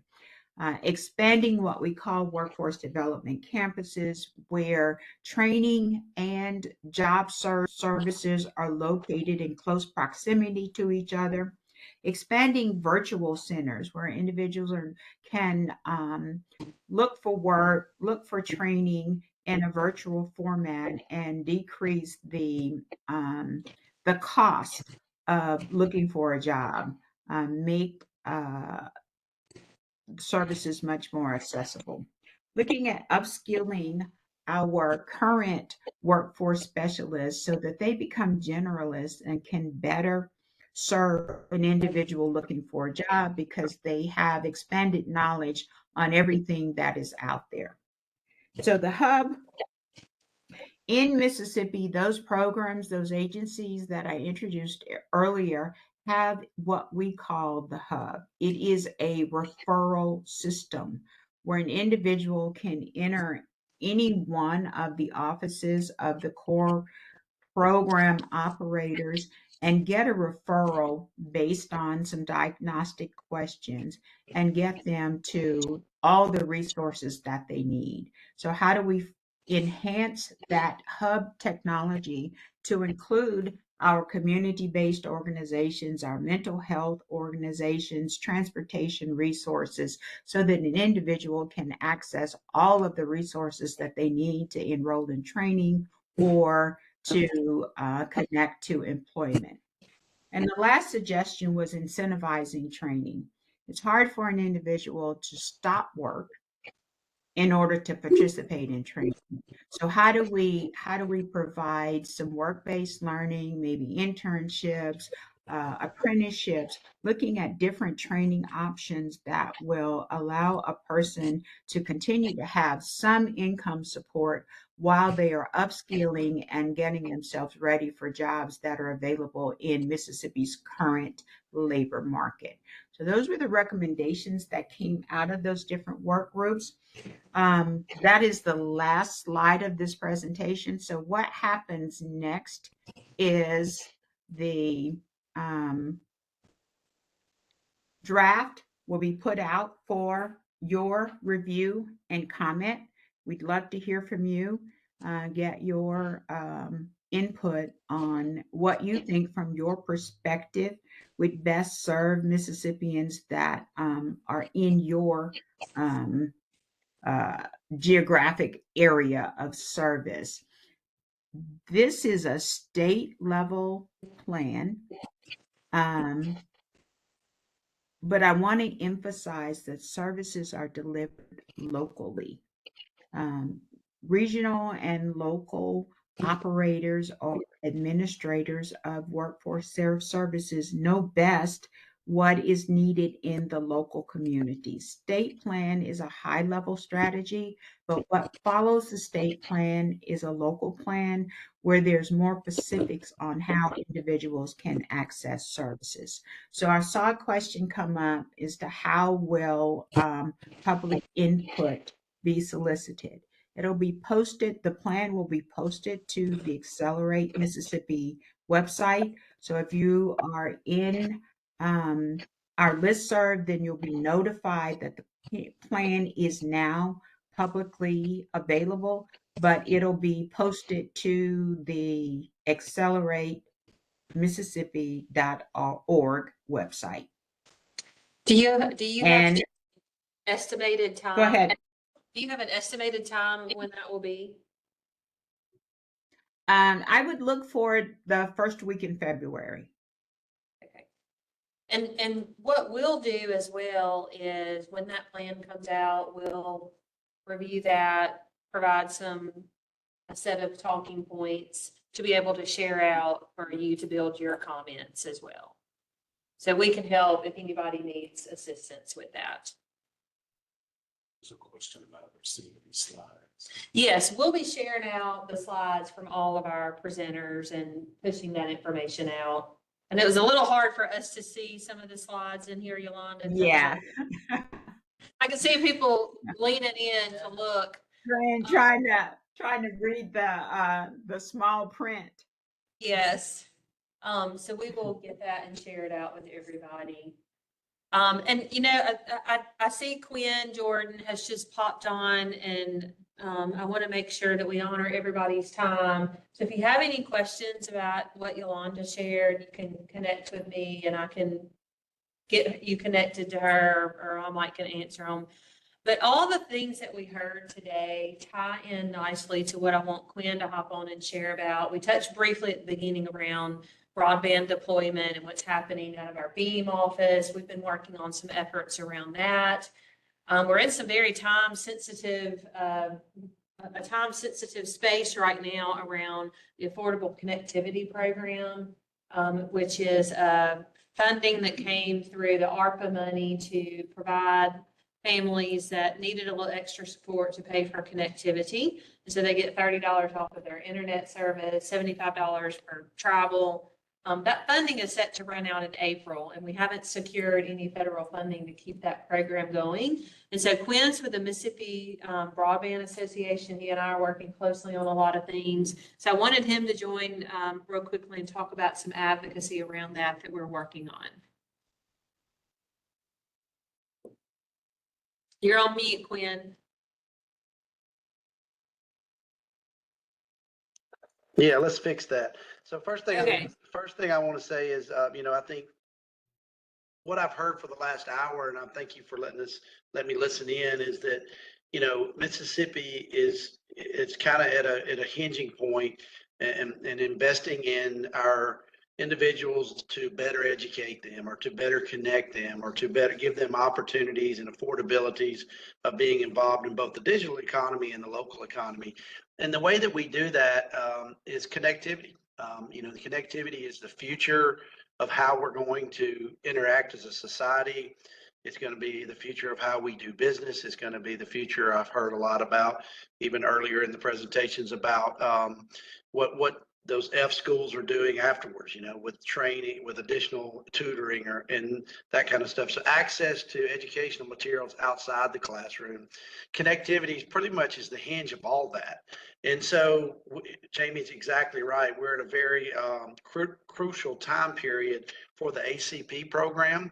So I have asked Jamie, to send out, and I know she has to you guys, a letter that we're pinning to our congressional delegation in DC to support ACP.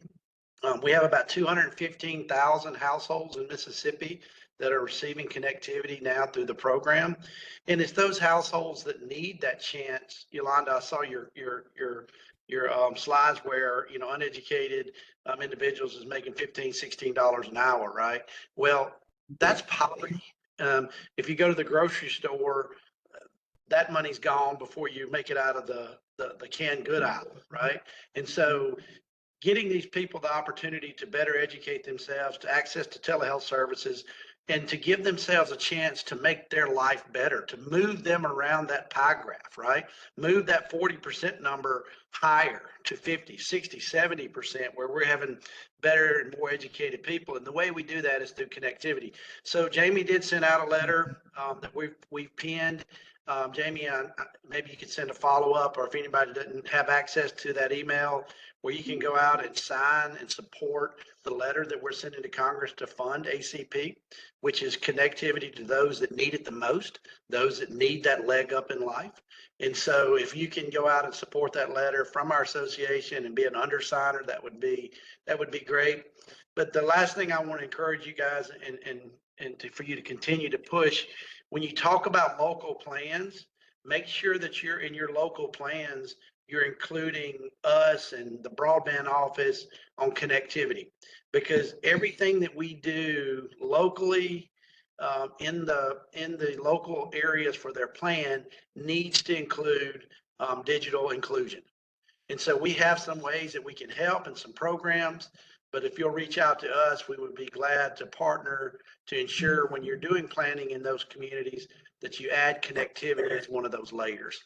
So Jamie, thank you. And if any questions, I know we're over, but that's my elevator speech for the day. Thanks, Quinn. And he has a call at 3:30 that if anybody wants to join that to learn more about ACP, I can send you the link to that. But he represents the providers around the state. And, it's very crucial, again, 215,000 households that have utilized that benefit that are going to be impacted, and what that's going to do as a ripple effect into their houses, their communities, etc. So one last thing that I'll share around broadband is we've been working closely with the Beam office as they've been developing and rolling out their state plan. And so we have shared that information out and asked for nonprofits to review that and provide comments back to their plan.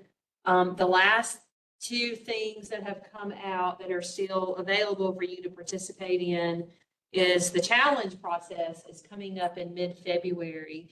We're partnering with the Beam office to do some engagement sessions around the state, particularly with our nonprofits, because through that challenge process, nonprofits, providers, and government agencies can participate in that, which basically is to say, you're saying that we're served, but we're showing you that we're underserved, or you're saying we're underserved, but we're technically unserved. And so we're going to be really pushing nonprofits across the state to get to those engagement sessions so that they can participate in this process with us. Jamie, if I may on that, MSBA, that is who I'm the executive director for the Mississippi Broadband Association. We're going to work with you guys, the nonprofits, to help you and the Alliance navigate that challenge process. But the reason it's so important is that the NOFO or the challenge process, one of the two people that can challenge is either the ISP or the provider or the nonprofits. But the nonprofits are objectable enough to where they can get into the communities and find those leaders. So we have a plan that we're going to share with the nonprofits on who you need to get with, what you need to look at for an individual to take the speed test.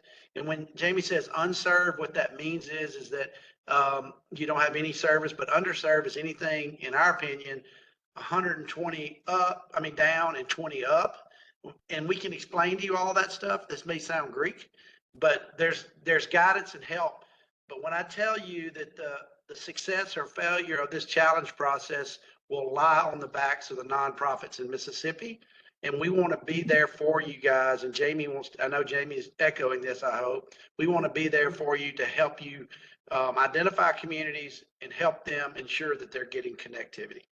Right, yeah, absolutely. Another thing that just came out last Friday was the Beam office has released their digital skills and accessibility state plan.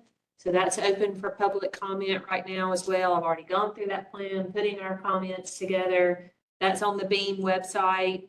So if you're interested in reading that plan and providing some comments, you're welcome to do that too. Yes. I may be getting various plans mixed up because there's been so much talk about this over the past couple of years, but it seems like I remember that there was some sort of stipend or grant available for nonprofits to really get their community involved in this, because whether you like it or not, it takes a lot of time away from what a nonprofit's normal focus is, to try to rally all the people in the community to go do whatever the tests are that they have to do. So I'm wondering, am I thinking of something completely different, or is there some opportunity to get some sort of support to help make that happen? There was some funding around the ACP outreach, and there were 5 organizations in the state that got funding to do that. So that may be what you're thinking, which was to go out into communities and help and share information about the AC program and get people signed up for it. So I know there's a few nonprofits that did get funding to do that. Jamie, I think she may be thinking about that there will be digital equity, digital inclusion money for nonprofits to apply for through the state and through NTIA to go out and really help those areas to digital skills or devices or that kind of stuff. But there is a gap in funding for this next round where we're looking for nonprofits to work with communities to ensure that they're served or unserved. And from what I understand, there is no money for that. But I think we're going to have it down to such a fine process that I don't think you'll have to spend a lot of time other than, getting those right individuals on board and turning them loose to do the speed challenge. Yeah. We could spend a whole nother 2 hours talking about all the stuff with broadband right now. But again, we're at a crucial time where we are asking for people to step up and join us in this advocacy around ACP. So Quinn mentioned I sent an email out. I have it to this group, but I will be sending you with all of our information, including the sign-on letter that we have penned and are asking for you to sign. Also, I have some content that I can send you if you want to reach out independently on your own to members of Congress. You can do that. Does that letter or the information you're sending include exactly what you want nonprofits that work in a certain underserved area to do? Like exactly what they have to do, what they need to ask? This letter that we're talking about is just asking them to support the legislation around funding the ACP program. So it's not specific to, we're asking nonprofits to do anything. We're just asking anybody to sign on with us to show support that we need to get this ACP program funded. But there will be guidance that'll come out on that speed test stuff that will show you exactly what to do, how to do it, when to do it, the whole line. It'll be just pretty much check these boxes. Yeah, so the challenge process is one thing, ACP is another. So they're two separate kind So of when does parallel things that we have. when does that part happen? Part of trying to test the speed? So the challenge process will actually start in mid-February. So Beam and the three of us are kind of hosting these community engagement sessions as a kind of leading up to the challenge process, so that when it happens, everybody understands what their role is and how to participate. So we sent an email out maybe last week. We've got our first session next week here in Jackson. I think we're going to be sending out an e-blast today around all the other sessions that are happening around the state. So if you want to attend virtually next week, you can do that. And then you can see statewide where we've got the other sessions being held. I don't know if this is a challenge in other small towns. When this all first started, one of the things that I got feedback on from some of the local people in Jonestown, Mississippi, where we were, which is in the heart of the Delta and very underserved areas, is that many of them have their address is different from what like a map says their address is. Like the addresses in these towns are all messed up. Yeah, So I can speak to that real quick for you. So that's part of this challenge process, is to say, we need those addresses and to ensure at those addresses that are messed up, what type of speeds you're actually getting. And then when you get that information back, we will update when I say we, the state broadband office will update the map that will be more realistic. So they are fully aware that there's address problems, and they are wanting to help with this challenge process. That'll be part of the guidance to get us those addresses, or get them the addresses to fix that in the portal. So I hate it when people say more to come, but more to come on the challenge process, but ACP is kind of an action item that you can do today. So I will get that email pushed out as soon as I can, if not by the end of today, first thing in the morning. And again, Quinn hosts a weekly call with his members on Thursdays at 3:30. So if you want to join that at any time, let me know and I can send you the link to that to listen in. Okay. What is there, we're way over time. If there's any last questions from anybody in the room or online, we'll hang around if anybody wants to chime in or. Especially listening to broadband, so in our registry, we have over 300 today stations all over Mississippi. They will be like a fiber person in those communities. When I say from the coast all the way to South Haven, they know their community, and if they need to know about broadband in their community, I mean, from the Delta, from Central Mississippi, from Kosciuszko, wherever Jones, I mean, we have a list of them, and when I say that they do it because they love their community, that's what passion of the community. So if there's any information that needs to be put out about that, send it out whenever I get it. So if there's an event in an area, if there's a need or an assessment that may need to be done, if you send it, whenever you send me stuff, I send it out to them. Okay. So it's not just the HWs, it's also agencies that are a part of our registry. So anything you need from the health centers and community-based. Okay, thank you. Thank you. And if you're not getting our communications, you can go to our website and a screen should pop up that says subscribe here. Please do that so that you can get all of our communications that we send out on programming, policy, action items, all the good things. So we're trying to build our listserv so that we can reach more people with the resources that we have to. Okay, well, thank y'all. For the few that are left, I'd also like to put a plug in that tomorrow's our quarterly member meeting. You can join virtually or in person. It's not too late. We'd love to have you if you can. So thank y'all.